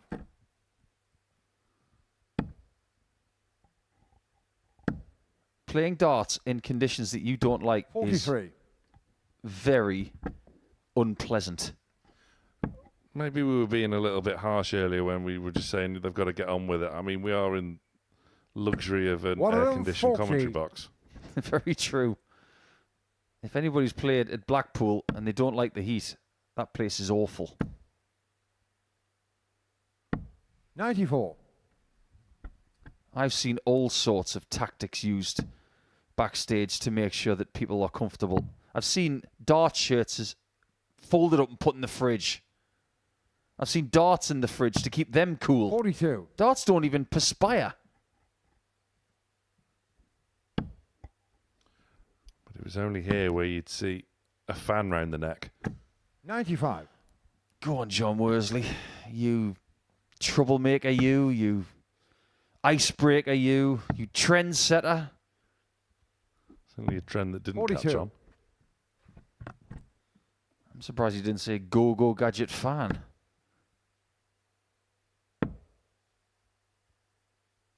99. You got one more fan than Dean most Carr, our players. 52.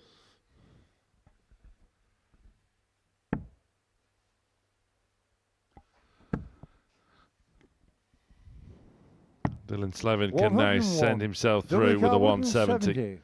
Sam Spivey defeated Dean Finn by reeling in the big fish, but look at that angle of attack again. 42. Look at Dean that Carr, one. 51.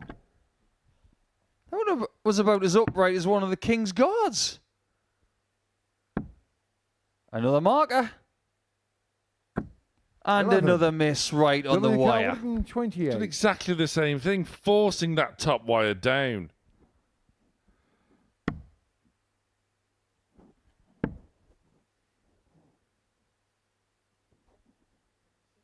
He's not going to do it again, is he? He can't do it again. 88. Dean He Carr, can't 40. hit the wire of tops 6 times in a match. Told you.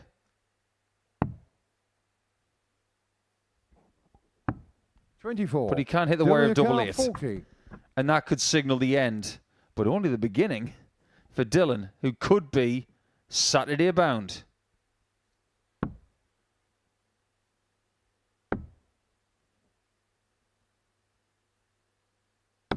He's there. Dylan Slevin. Dylan Slevin has escaped Group B. The first player through from this really tough group. And my word, he has had to work very hard indeed. Sweat dripping, but Slevin is back here tomorrow night for finals night. A 4-1 win over Dean Finn confirms it. Only 2 more spots are left.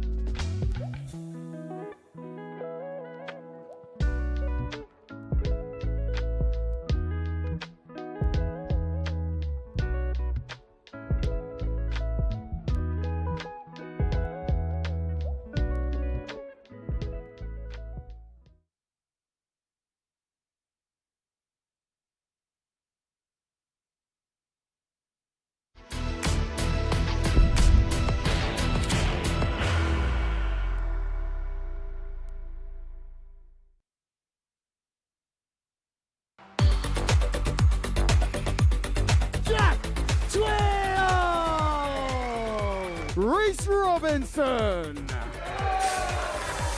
Your Modus Super Series Women's Week winner, Fallon Sherrock.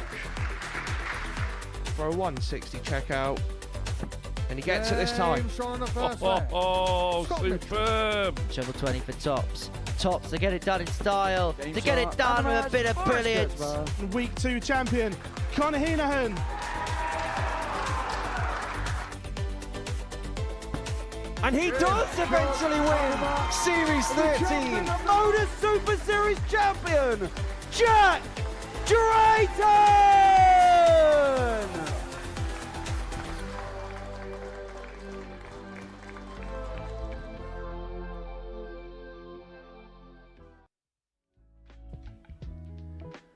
This is what's on the menu come Monday morning. The reigning champion Jack Drayton will return, and his Group A campaign is very, very difficult. The 3-time weekly winner Reese Robinson, Jack Tweddle, the ADC Global Champion, Boris Krutchmer, who is one of the best players who's played here, who hasn't got a weekly title yet. He's been very close, and Robbie Martin's been playing well for the last 18 months. Poor Sebastian Karras. But then later in the week, you've got the likes of Joe Mernon coming back to get a weekly title. He was stopped in the final match in the previous series. And Fallon Sherrock, the Women's Week champion, will take on Scott Mitchell and Conor Heenahan, who himself has got plenty of history here. But this place is not done with Friday night and now Saturday morning, because we have gone past the midnight hour. So it's time not to feed your gremlins. But there are gremlins on the stage, and in particular, it's a certain Joe Hunt who is hoping that after midnight there could be another story to write. It is very apparent to myself and my esteemed colleague Sam Mulliner that the right result for Joe Hunt here is a Sam Spivey win, because that would make Graham Hall susceptible to being caught, because Joe Hunt takes him on in the final game of the session. Do you concur? Well, what we do know is the winner of this match is through, whatever happens. But yes, a more favourable result for Joe Hunt would be a Spivey win, due to the nature of Spivey probably only needing legs. There is, I think, I will get it confirmed, but I think there is a scenario where if Hall wins narrow, it could send them both through. So if you are a fan or a friend or family member of Joe Hunt, you need a big Spivey win. Do we have to sing the song? Spivey win, Spivey win. 134. Did I just take it too far? Well, he has lost his winning streak. 4 wins in a row before being stopped by the aforementioned Joe Hunt, who had a very good performance against him in Game 5. And we know how well Joe Hunt played in the last round last night. If he's given a bit of a sniff, he's the kind of player that can go pop and just about squeeze through. 41. Glenn McCarr, 147. Hall has been good tonight. 2 wins out of 2 so far. Treble 17. No 95. cause to panic. Hall is ticking over very nicely, and he's showing the form displayed and reasoning as to why he's the ADC Tour champion. 105. And he's looking Glenn McCarr, 52. and seeking for back-to-back Champions Week appearances. Not ideal, but not a disaster. And Spivey has had 96 previously in this group more than once. If he doesn't get the 60, he's going to look at double 18. It hasn't worked in this group so far. Needs double 18 to finish it. 60. And finish it, he doesn't. Glenn McCarr, 12. Well, in the previous efforts at double six, there was a touch of Dean Finn at tops, but this time the first leg, Hall Graham can Hall. rectify the situation where Dean Finn couldn't earlier on. Second leg, Graham to throw first. Early break on. for Hall. Not the ideal start for Joe Hunt. 59.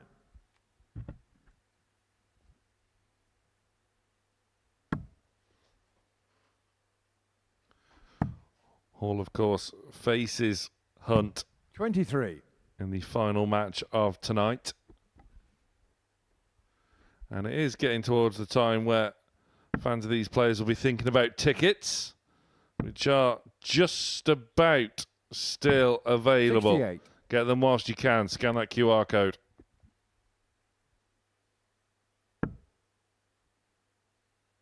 This place is going to be a melting pot on Saturday night. 134. I've met a lot of people locally who have said, yeah, I'll make it down at some point.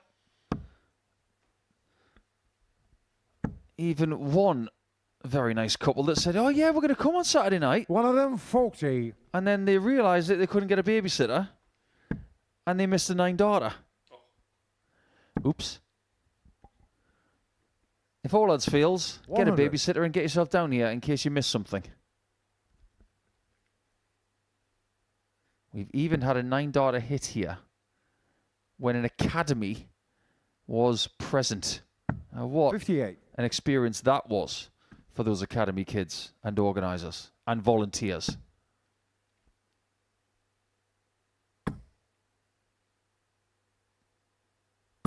$60. Well, treble list from Spivey. And Hall, once again, just looking to set 100. things up. A level ton will do just that.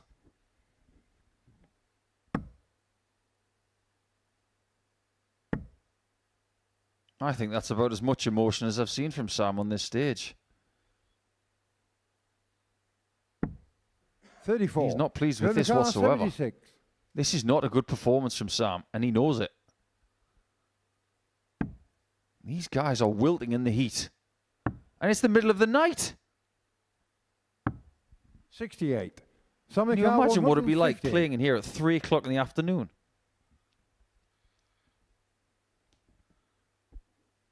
Well, they were. You were here for Group C. 79. Graham, your car 8. Maybe there is a bit of reasoning as to the odd events that we witnessed in Group C this afternoon. All looking to double up and double the lead. 4.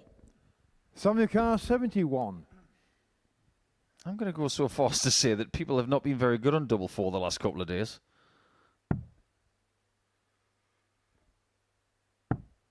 Let's see how Sam is on tops. 31. Again, Graham, your car 4. that's the kind of dart he was throwing at tops last night. Finish line itis. Oh score. no. Some your car Goldilocks 40. strikes again.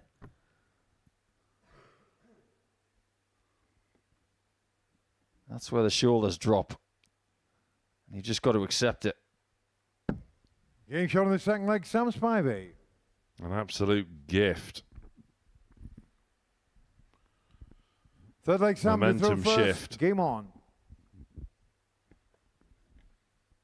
Spivey was just starting to look a little bit vulnerable off the back of a wide margin defeat. Staring down the barrel of a 2-0 deficit in that one, but 140. somehow Hall just couldn't get over the line in leg 2. And now it's 37. Graham that's looking vulnerable.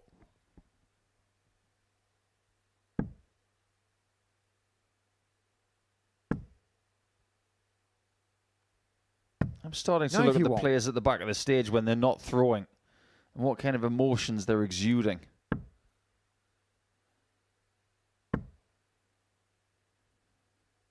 59.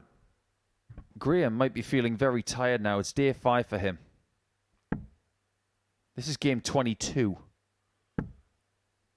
If you play the 5 days leading into Saturday, it 100. is hard work. Ask anybody who's done it. Even yesterday when we interviewed Oliver King, we said, how are you feeling? He said, tired.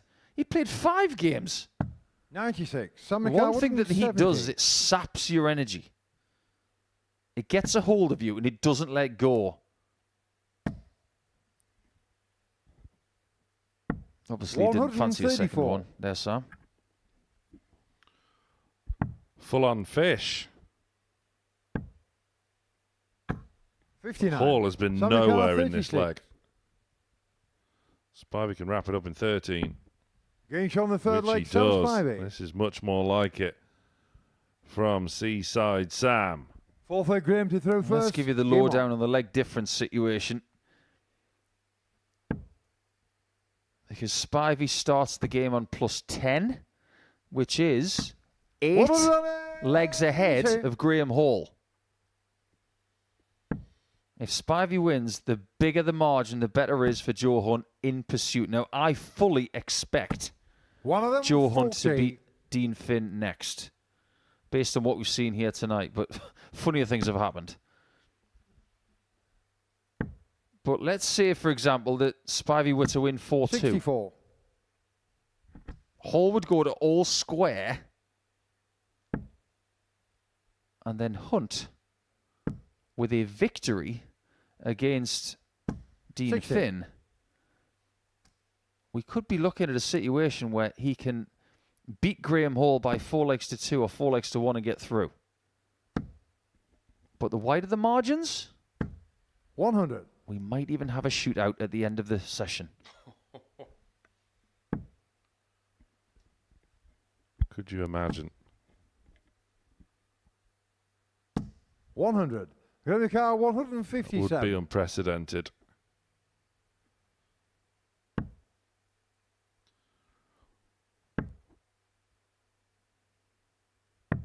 $57.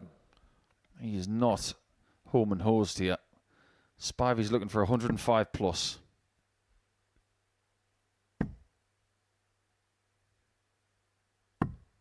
Oh, 82. that hasn't gone well. Graham Carr, 100. Might have been thinking about staying on the 60 because the lie was good. Now what do you do? He's got one. 80. He hasn't got another. Sammy Carr, 190. And Spivey has got the spade out because he needs to clean up his mess. No one likes a 119.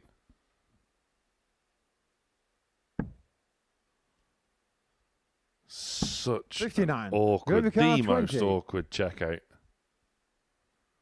And Hall now looking at double 10 for parity. Game Isn't shot on the found fourth leg, wanting Graham Hall. at a crucial moment. We are level. Fifth leg, Sam to throw first. Closer Game it on. is, the better it is for Graham.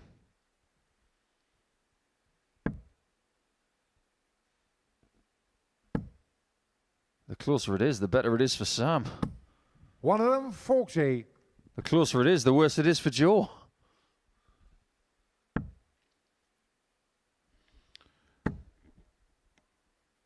Yeah, you explained the sort of 40. potential dramatic scenario. We could see a scenario that really does mirror what we saw in Group C earlier on this afternoon, One of them, 40. given that Joe Hunt could emulate Joe Croft. And in essence, the damage was done in the 57. opening session of their respective groups.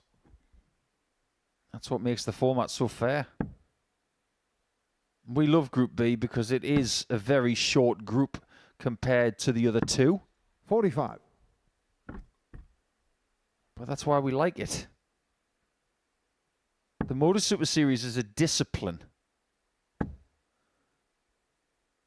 See, there are two 100. ways of using that word.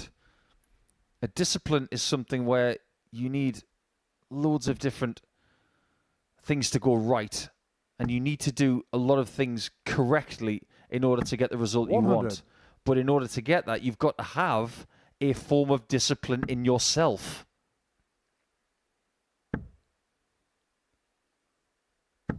One of them, 40. If you don't have Sam McCarr, discipline, you're not going to be 76. a good dart player. Hall does enough to find a leave. And Spivey, 36. his turn Graham to McCarr, miss a big 164. number. This has been really contagious.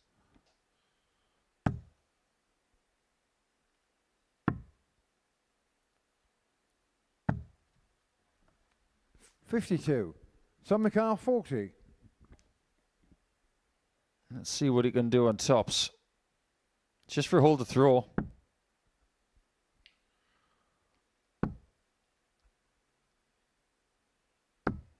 Game show on the 5th leg, Sam Spivey. Just about holds his nerve, but things are getting very, very tense. 6th leg, Graham to throw first. Game on.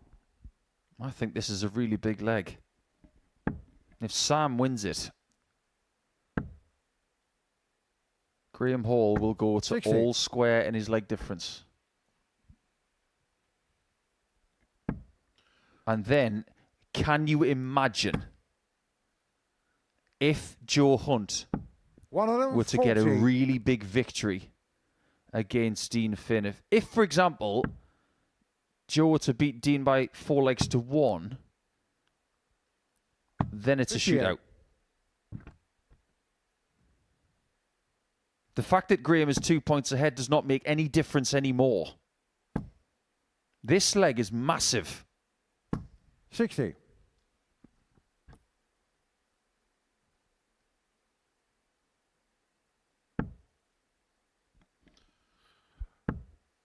Well, this has been the worst possible time for One Graham of them, Hall to put 40. in his, by far and away, worst performance of the night so far.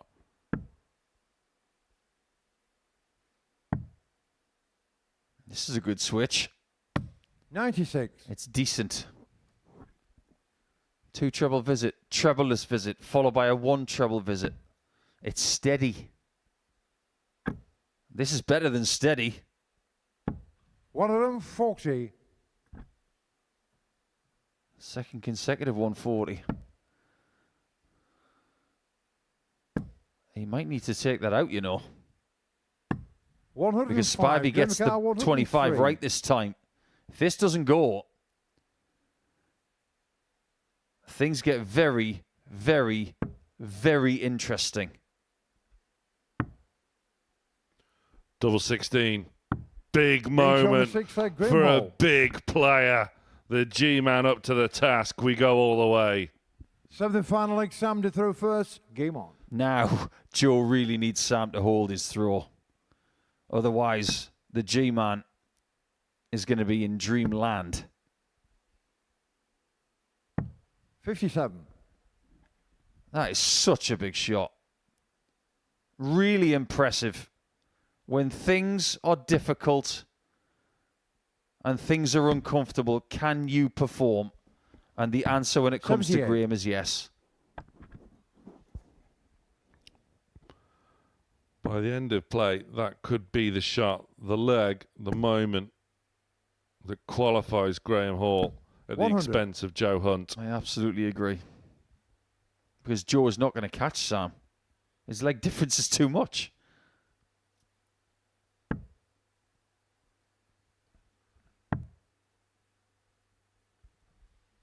$96.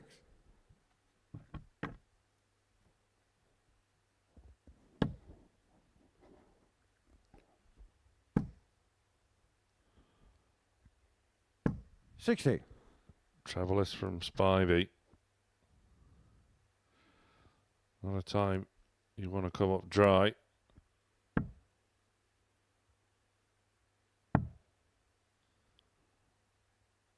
$96. Decent enough cover from Hall. I'm trying to go over all the different permutations with the fixtures that are left. My brain is melting. In situations like this, all we can 85. do is take it one leg at a time, one game at a time. But 199 is not a very good leave there for Sam. The winner of this leg is through. That is for certain. 177. What a time. What a comeback this would be. Well, that's the exact shot that Spivey wanted. The destiny 47. of Saturday Car night 54. lies in the lap of the G-Man.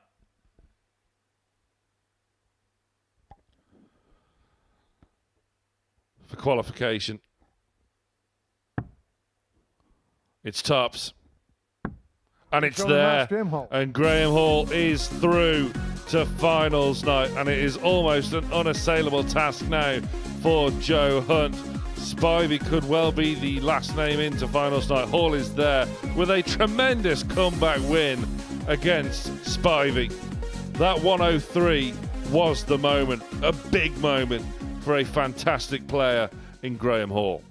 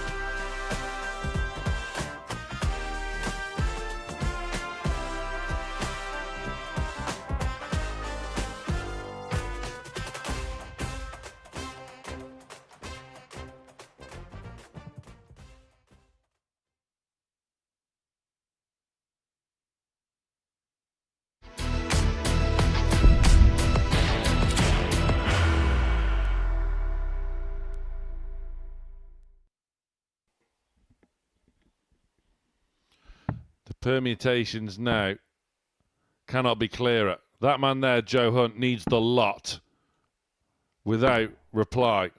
Not just in this match.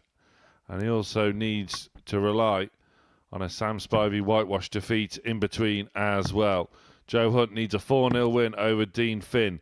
Then he needs a huge favour from Dylan Slevin.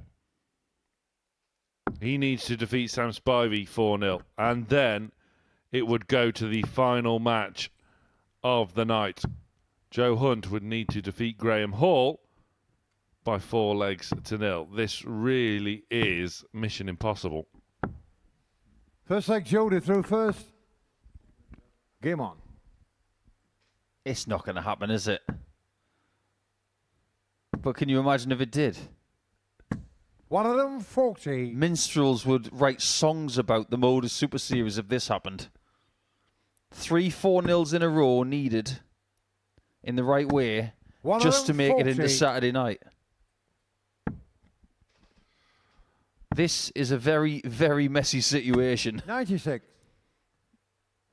Can we say that it's all of Joe's making, or is it just a mishmash of things that have gone wrong?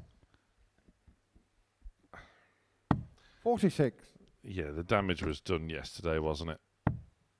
It was always going to be a tough ask, and then that opening defeat against Slevin.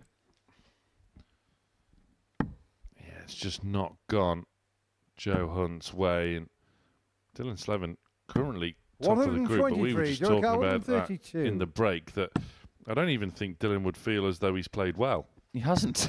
He hasn't played well. He's top of the table.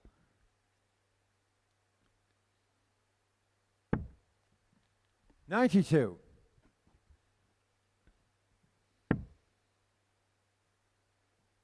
But the name of the game is to make Saturday. He's done that. 42. Graham Hall 40. is safe. Each other first But leg, safety is not something that Joe Hunt has had at any point in this group. He starts with a 13-darter again, just like he did in his previous game. Now, I know we've been focusing on the permutations, but something might have escaped us here. Since the first game, which was won by Hall over Finn by 4-3, we've had 6 games won against the throw.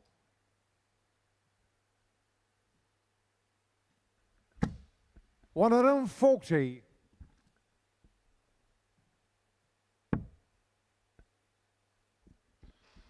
This is Dean Finn's final match of his 94. week.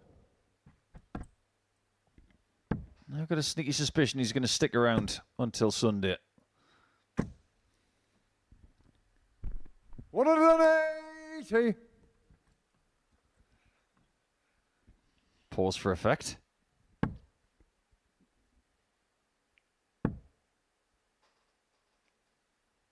$100. Hunter's playing really well at the start of this game. A slight understatement, in fact. He's playing out of his skin. 123. Yeah, Finn is also, despite it still being in the infancy, but Finn is currently recording his, by far and away, strongest performance 60. of his week. Joey Carr 58.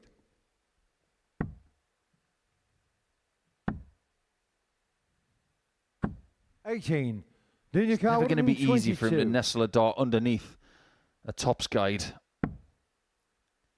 There's room here for a 54. 54. Joey Carr 40.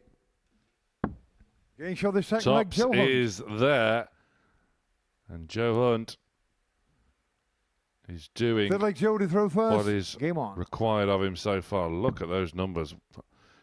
Just begs the question, where has that been? Where was that 121. on Thursday? He's a pretty good night player, isn't he? Considering what he was doing in round 4 last night, he saved his best for last. But he may be saving his best for last again when there's too much to do. 81. Let's not forget, even if Hunt does win 4-0 here, and Dylan Slevin wins 4-0 against Sam Spivey, Hunt has still got to beat Graham Hall 4-0. 99. It's going to be so tough. If it even gets to that point. You called it Mission Impossible. You know that lead character 54. in Mission Impossible is a character called Ethan Hunt. Do you know when he gets the messages, your mission if you choose to accept it? 100. You notice how he never said, you know what, I don't fancy it. He accepts the mission every time. Mission Improbable isn't really as 56. catchy. Joey Carr 100. Mission, sorry, I'm off on holiday. 60. Did go for it. In the end, has just teed it up. Go on. It made sense. Leave double Joey 7. Carr 40.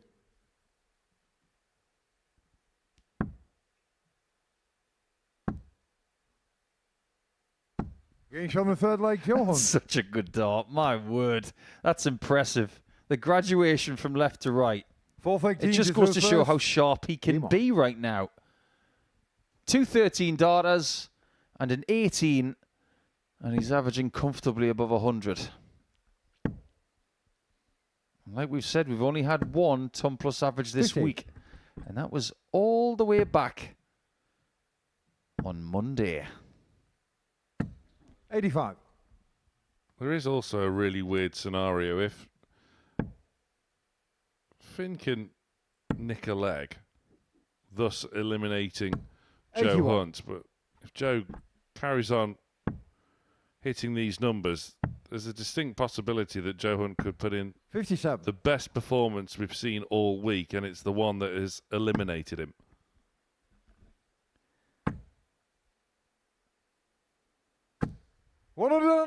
Okay, if you want to go down that rabbit hole, how about the fact that Alex Small got through on Friday afternoon with tied for the worst leg ever seen at the Modus Super Series? 99. That will never, ever happen again. Famous last words. 55. Mark them. Oh, now. How does he leave a finish from here? We really should go bull.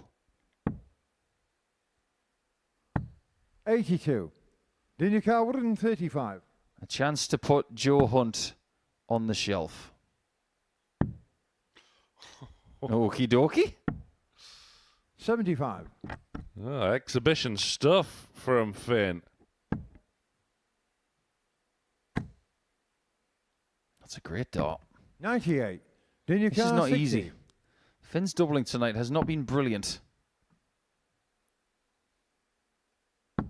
But it He's is on the fourth there. leg, Dean Finn. And Mission Improbable means it is now Mission Looks like Joe to Impossible. throw first. Game on. The #1 Challenge Tour player is not going to make Saturday night here this week. We 100. have our finals night lineup. Joining Ryan Branley, Oliver King, Alex Small. It's Slevin, it's Hall, 58. and it's Spivey.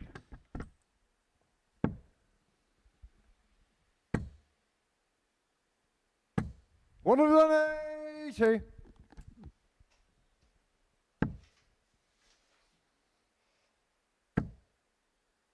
Dean Finn's played some really good darts in this game. 140. We've had 4 maximums in this match. You never know, there could be more. 140. But only if Joe Hunt misses that 81. 101.79 is the best average of the week 19. so Joey Carr, far. 81. Getting shot Until on the match, now. Joe Hunt. And the scenario has become apparent. Joe Hunt has just put in the best performance we have seen here all week, and it is the performance that has eliminated him. Almost 104 and a 4-1 win, but the one for Dean Finn was the crucial moment. Hunt needed all 4 without reply, and it's Sam Spivey that is the final player confirmed for finals night. He reeled in the big fish en route, and it's Spivey that joins Dylan Slevin and Graham Hall qualifying from Group B into finals night.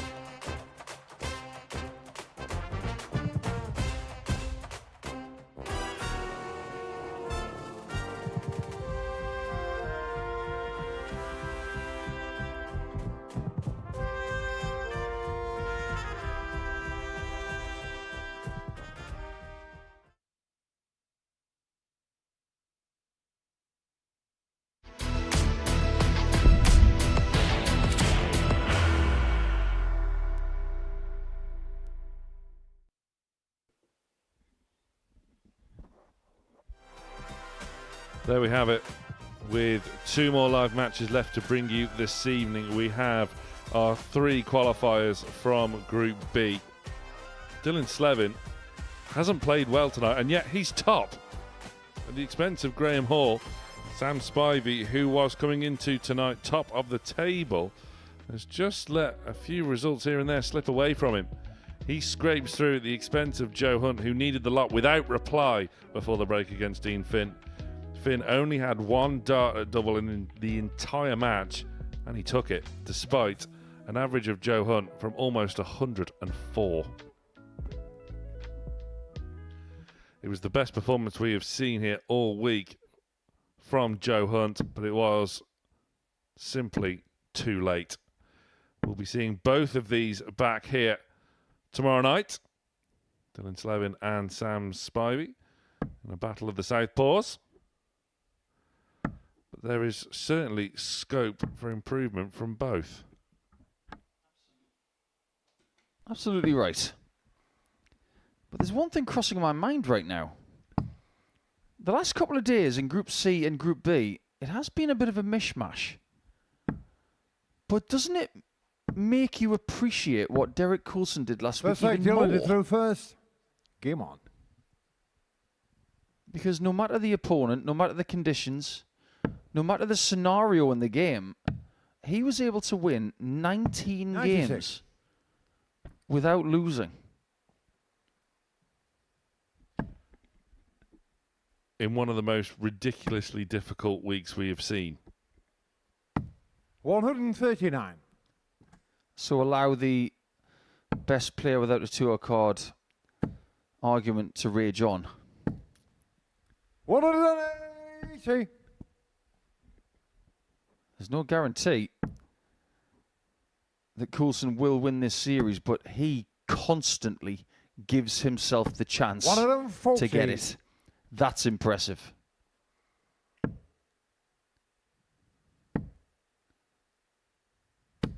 $100. There are certain players who haven't even had the chance to win a series yet. People like Dylan. Not won a week yet. In less than 24 hours, we could be seeing something different. Dylan Yakar, 125.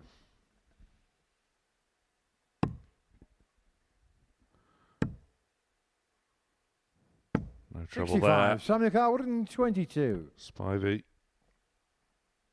We'll look at 18s.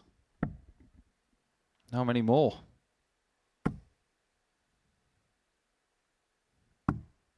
That was an aggressive try from Sam. Car 60. I don't blame him. He's probably not coming back. Game shot the first egg, Dylan He's Slevin. not. Slevin holds. Penny for the thoughts of Brian Branley, who, as we know, Second leg, won Sam to Group throw A first. Game on.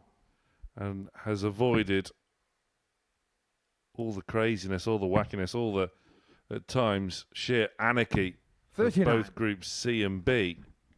Take it from somebody who knows, Sam. If you live in Blythe in Northumberland, craziness is just a way of life. 60. Yeah, I have been. Thoughts on it? Which part did you see? The Mason's Arms, 41. run by former Newcastle left-back Olivier Bernard. Oh, yes. That used to be my local. Used to go there with me pals when I was growing up. Over the road from the sports 85. club.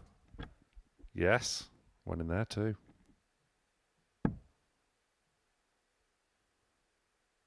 It's a small world. 60. Who'd have thought it? Newcastle fan goes to North East. 100. Just like darts fans going to Portsmouth, which happens every Saturday. And we're not that far away from Champions Week now. It's only a month away. 140.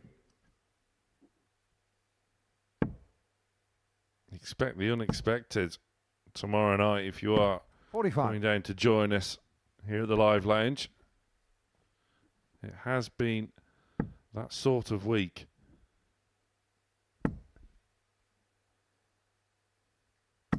Not that I'm looking too far ahead. 83. But in the final 6 months of this calendar year, I think there's going to be a lot of big stories. 100. Sonica 138. Certain people are getting older and more experienced and gearing up for the end of the season spectaculars, like the ADC Global. And even getting into the World Championship at Alexandra 98. Palace. WK 111. This is the middle course of the year. The next 4 weeks will be very interesting to set up an amazing end to 2026. 51. Sonica 40. Speaking of ending, visit number 7. Is it the last one? Is the ending nigh? Getting shot It in the is. second leg, Sam Spivey. It's 1 leg all.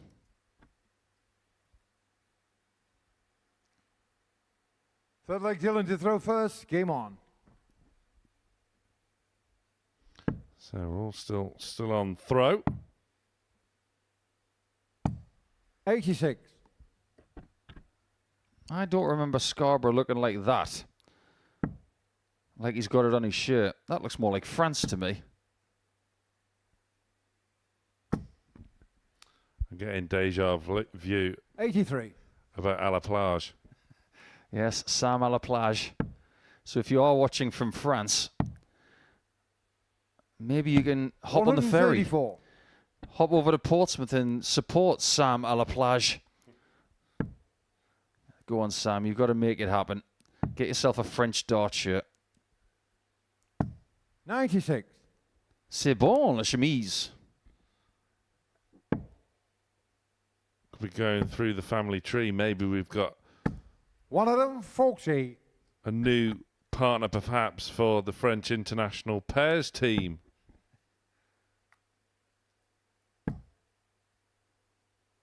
And Nicolas Toulier of France 100. had a pretty good World Cup with Thibaut Tricol, didn't he? 41. Treble 19. 109. Nice treble 10, though. And Slevin will be back for 2-1. If he can find double 16.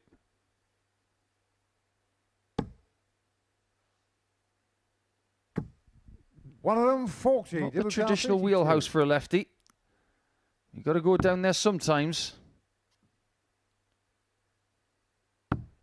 Getting Just shot like on the third that. leg, Dylan Slevin. He regains the lead. Fourth leg, Sam to throw A little first. bit of Game extra on. zip in that stride. Now that he's through. Well, the 2 legs he's won have both been in 14. 60. Can't go far wrong with that. It does say something, doesn't it? 3 legs completed. 84. A 14 darter is 107 and a bit, but yet he's only averaging 94. That tells you that he didn't play very well in leg 2.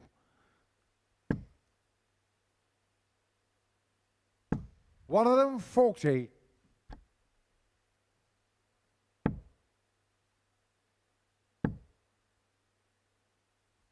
$100.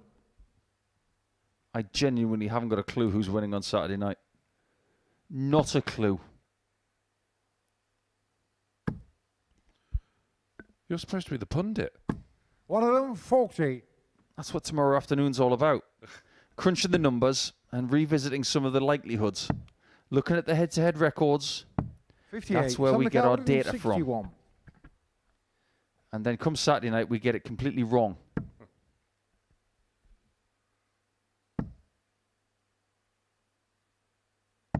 $137. Yeah, good stuff from Spivey.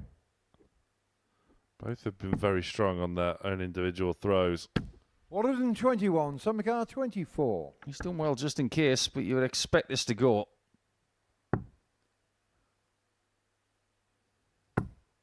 It's not going to be another 14 darter. No score. Dylan McAlvin, 138. It could be a 15 dart pinch though. That idea did not last long.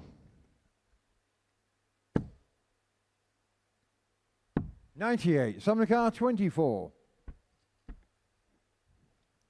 Spivey returns then in search of double 12. Different target. Game shot the Worked for him Sam nicely. Spivey. And we are back level. This is This the way, kind of Dylan, to throw standard that we first. Game expected on. throughout this entire group. Both averaging comfortably over 90. Doubles for Slevin, though. Percentage-wise, 140. much better than that of Scarborough's Sam.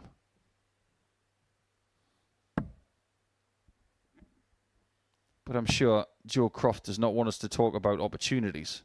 96. On Thursday, he had 71 darts at double. 71.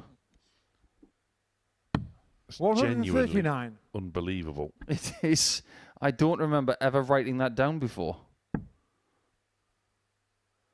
5 games in a day, you think, well, on average, how many darts at double are you going to get? 97. Maybe 12?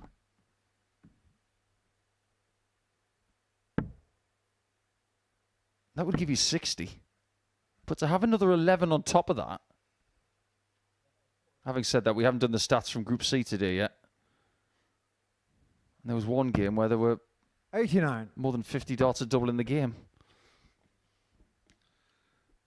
That was well executed in the end by Slevin. Readjusted and recalculated. Almost 58. miscounted, but Dylan saved Carr, himself. 133.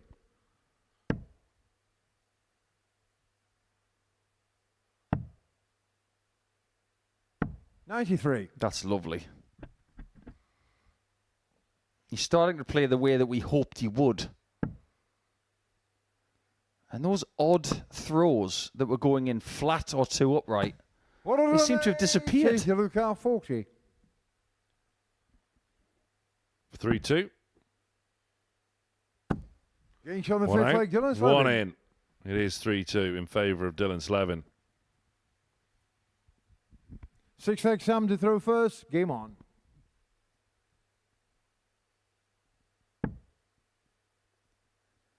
And Spivey loses this game, he's going to be third. 100.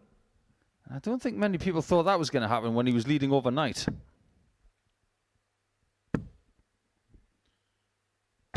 $100.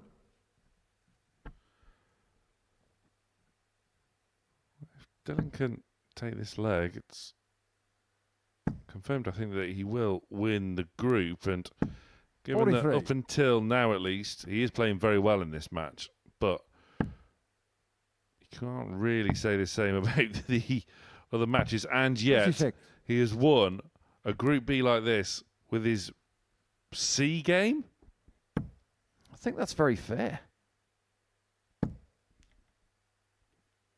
That's got to give him some confidence, though. 140. There's gears to go through. Yeah, the last thing he wants to do is rely on that C game on Saturday night. 86. His C game is not going to win the title. I think Ryan Brandley will have something to say about that. Let's not forget, he has not won on a Saturday night here before, 58. Dylan Slevin. Sam has. Brandley's been to the final match twice.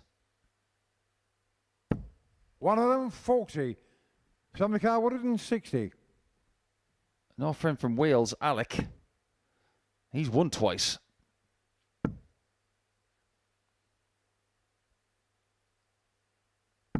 $100. That's a great dart. Dylan the car 119. But it could be the end. That pesky 119 has returned. 59. Sam the car 60.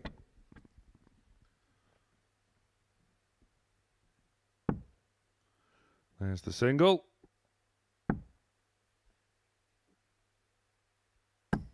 $20. Where's the Dylan double? the car 60. Over to Slevin. Can he succeed where Spivey failed? Game shot on the match. That Dylan is not a Slevin. failure. That is a man who is going into Saturday night with a little bit more confidence than he had at the start of Group B. He's starting to smile as well. That was a very good performance in a very good game. The stats prove it. There's only one more game to go, and it will be Joe Hunt's swan song this week.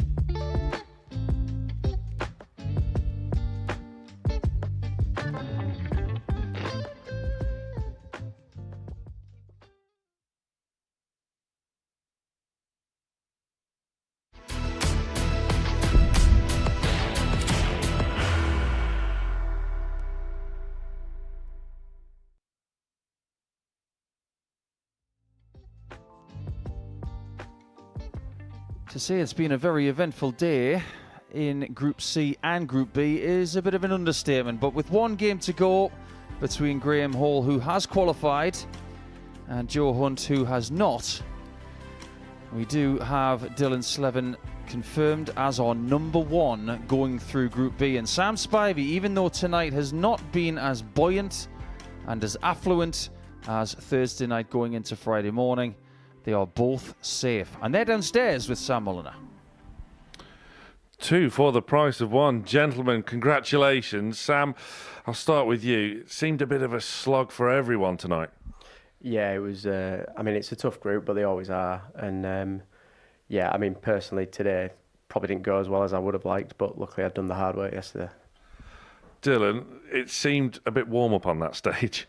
Yeah, I was feeling the heat there now tonight, and like last night wasn't that bad, but you could still feel it when there was a small bit of pressure put on you. But look, as Sam says, just delighted to get over the line. Sam, would it be fair to say that the two of you haven't really shown your best yet, but given that, again, dare I say, you've made it through playing, your B games, there's still a good deal of confidence left to take? Yeah, definitely. I think the main thing is just getting to Saturday So as long as you get there, that's when you can pick up your game and you can really push on and see what you can do. Dylan, sort of a bit of a rebuild year for you in essence. Now you're back in Saturday. Does that give you a chance to really kick on for the rest of 2026? Yeah, look, back playing somewhat to what I can play. I know there's a few gears still to go, and every time I've been here, I've made it to Saturday night, so hopefully I can go one step further than the semi-final this week. And look, sure, we'll see how it goes tomorrow. Sam, I started the night by speaking to Graham Hall, and I suggested to him that maybe he has a bit of unfinished business in a Champions Week. You've come very, very close before. Do you feel the same? Yeah, I guess so, but you've got to get there first, so we'll see how tomorrow goes and then we'll maybe think about it. Gents, congratulations. We'll see you both tomorrow night. Back to you, Nico, for the final match of this evening's play. Yes, indeed. Thanks, Sam. And thank you to Sam and to Dylan for their candid words ahead of a Saturday night tilt for a weekly title. But one person on the stage right now is going to have that crack at the title, and that is G-Man. But Joe Hunt, not making Saturday this week, is probably the biggest story of the lot, because most people would have expected him, with his reputation and form, making the final six. Not to be. First set, Graham, but we can enjoy him for one more game here in the early hours of Saturday before he takes the ferry home to the Isle of Wight across the Solent.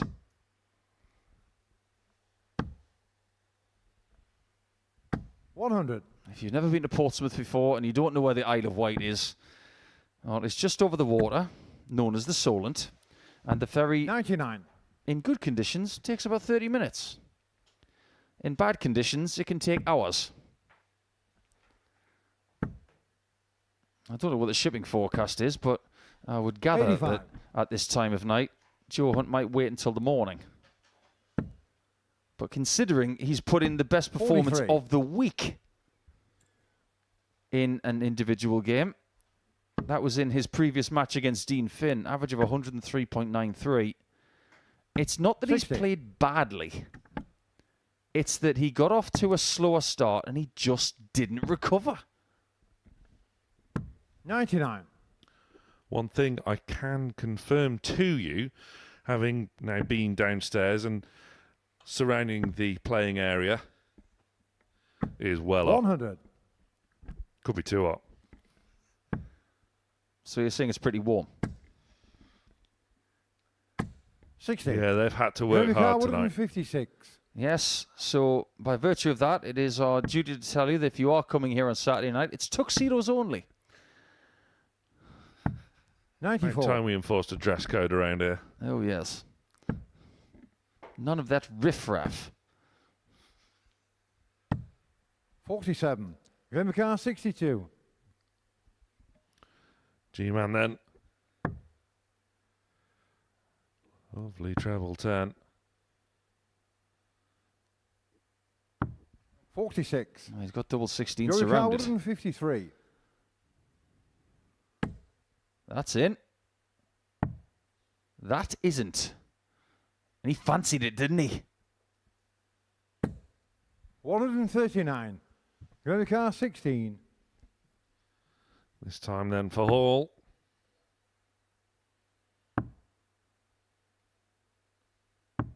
Eight. Joey Carr, 14. I think he can see the funny side of it right now. But if he needed to win this game, I don't think he would have. Is he going to split this? I think it was just a bit of a regrip. 7. Graham McCarr, 8. This is a tough game when you've got no adrenaline left. Oh, somebody's hit double 4. It is not one of those doubles that's been found with regularity this week. Game on.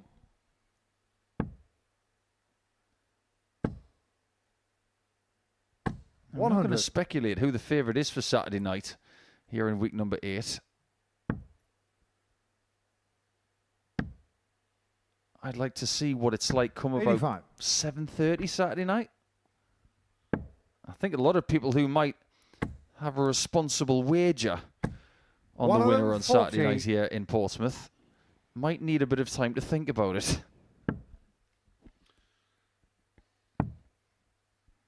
Yeah, it'd be very interesting. 57. When we're doing the introduction in tomorrow night's show, when we take a look at the market on the outright winner, I couldn't really pick a favourite. You could make a case 85. for pretty much all of them. Sometimes experience tells, doesn't it? 55. Look at Alex Small. Look at G-Man. Both two-time winners. 136. He's making mincemeat of this leg. And the only way the mincemeat sizzles is 76. If you hit tops. Joey Carr, 40. It's not there. No score. That's worked out pretty well, I think. Yeah, the little cheeky grin there, I think, signifies that, yeah, probably take that. Oh, don't you 140. Joey Carr, 40. He's supposed to be old school. Well, why not? Friday night is party night. Getting shot in the second leg, Joe Hunt.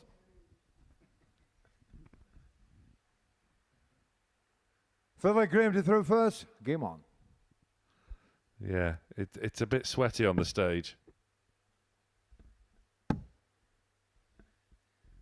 And there are certain parts of your anatomy 95. That you can't reach. Like the middle of your back. It's not as if you can turn to your opponent and say, do you know, I've got 41. This really big itch in the middle of my back. Can you get it for me? What would you do, Sam? Just let them stew. I mean, 100. I do think we have to give a tremendous amount of credit to Paul Hinks this evening. 139. On that stage for every single match in really testing conditions. At least the players in between their matches get to step outside, get some fresh air, go to an air-conditioned room in a building. 123. Hinksy hasn't had that luxury. He has been in that room for the duration all night, and he's been absolutely terrific. Yeah, but he has been having an ice 45. bath between each game. He's got his own cold plunge. Have you not heard about this? Yeah, in between each game, he goes into the cold plunge. He's right at the forefront, you know. 133. Do you know what the temperature 86. Is inside the cold plunge? Minus 180.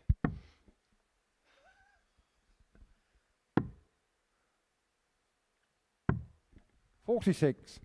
Joey Carr, 143. Well, Hall will be back for tops then. 79. Glenn Carr, 40. It's been a fiddly game, but you can understand why. But it is G-Man who takes the lead. He had the lead at 1-0. He's got it at 2-1. Fourth leg Joe to throw first. Game on. He's not going to catch Slevin in the number one position. 96. So this is all about just getting another win going into Saturday night after a very testing week. One of them, 40. So as far as who he plays come Saturday night, it's not going to be Slevin or Spivey. He's going to be split from them. 134.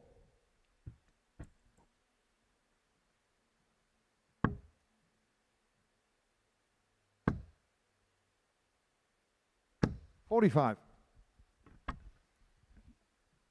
We can say at this juncture as well that because we believe that Joe Hunt is going to get it to our card. That was a no-look 180 for the ages. But because he's been eliminated from Series 14, Series 15 83. is most likely going to be his last chance to get a title here.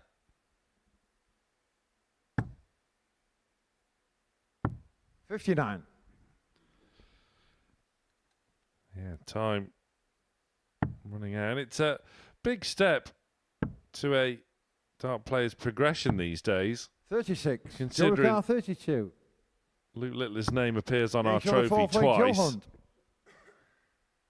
Not that Joe's been up against him, because Littler doesn't turn up for the four events. First, game on. I like it when they do that, but they keep looking at the opponent really, really long. 96.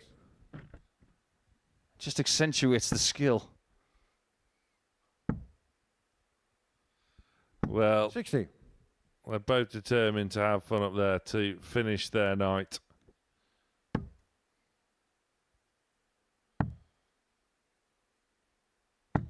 $174. Magnificent. This guy's a lot of fun. Throwing in the towel. 134. Still there on the floor, isn't it? Go and pick up your mess, Joe. Litter bug. 94. We do like characters who come here to the Modus Super Series. People who've got a bit of personality. And if he is indeed 60. going to the Pro Tour next year full time, 137. it's our loss and the Pro Tour's gain.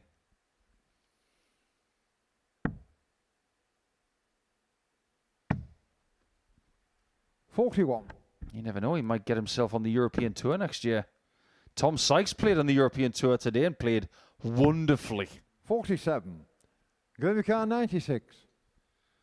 Three-time series runner-up. Hall. Something to work with. Game shot the fifth leg, Graham Hall. It's a match made in heaven. Now Joan gets his towel. 6 leg Joe to throw first. Well, Game well, on. well. Hang on, it's not even his. Teamwork makes the dream work. 96.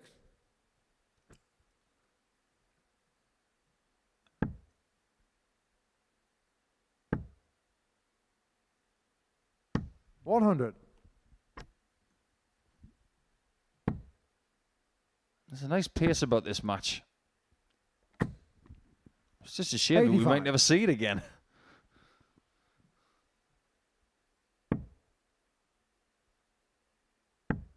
If you cast your mind back as well, when we were in our previous 85. studio down the coast in Southampton, in the infamous room with no windows, 60.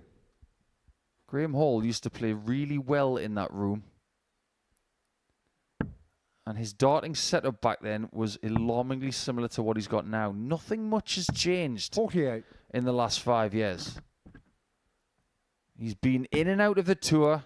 He's played in both studios here at the Modus Super Series. 50. But the one constant is that he's always been dangerous.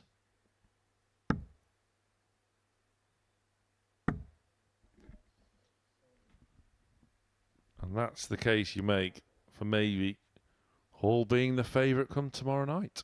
I wouldn't be surprised if he is. 92. Last time he played on a Saturday night, he was really good. 50. He had to be. Faced an unbeaten player going into that final. 100. Joey Carr Yet to 160. see Alex Williams so far this series. This really could be the end of Joe Hunt in Series 14. 32. Graham Carr The 76. executioner could indeed be somebody else, but the end gamer could be Graham Hall on an almost impossible bull. Game shot on the match, Graham Hall. Perfection! Joe Hunt is off. A fantastic character, flying on the Challenge Tour and on the Pro Tour, but it's the end of the line for Joe Hunt. Graham Hall progresses along with Dylan Slevin and Sam Spivey. We wrap up Group B after the break.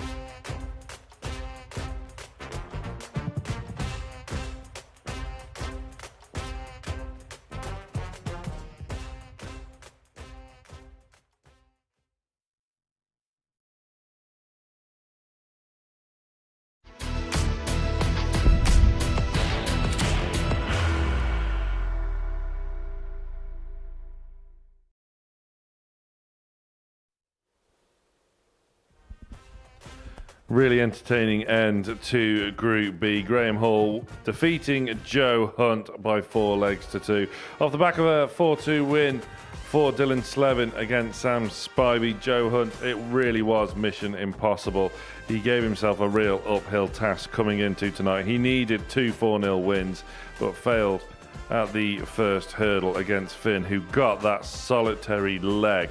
The top 3 have remained from last night, but they've all gone in different positions. Spivey was top going into tonight's play. He finishes in 3rd. It's Dylan Slevin that wins Group B on leg difference at the expense of Graham Hall.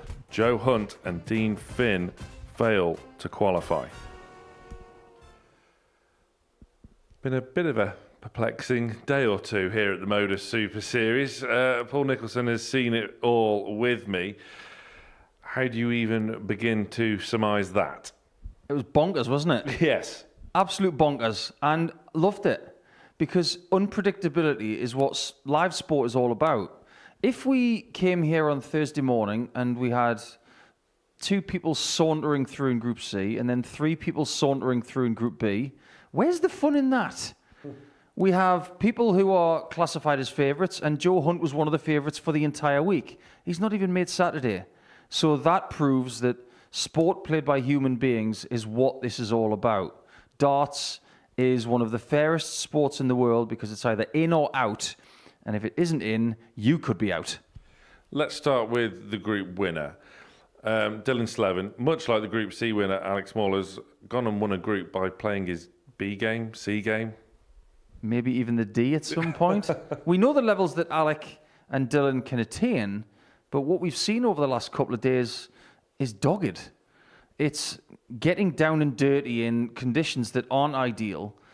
And we know that Dylan's got a really big brand of darts in him, and we haven't seen it very often, but every now and again, we saw little glimpses of it. His ability to win situations constantly over the last couple of nights, that is what I'm going to remember from him.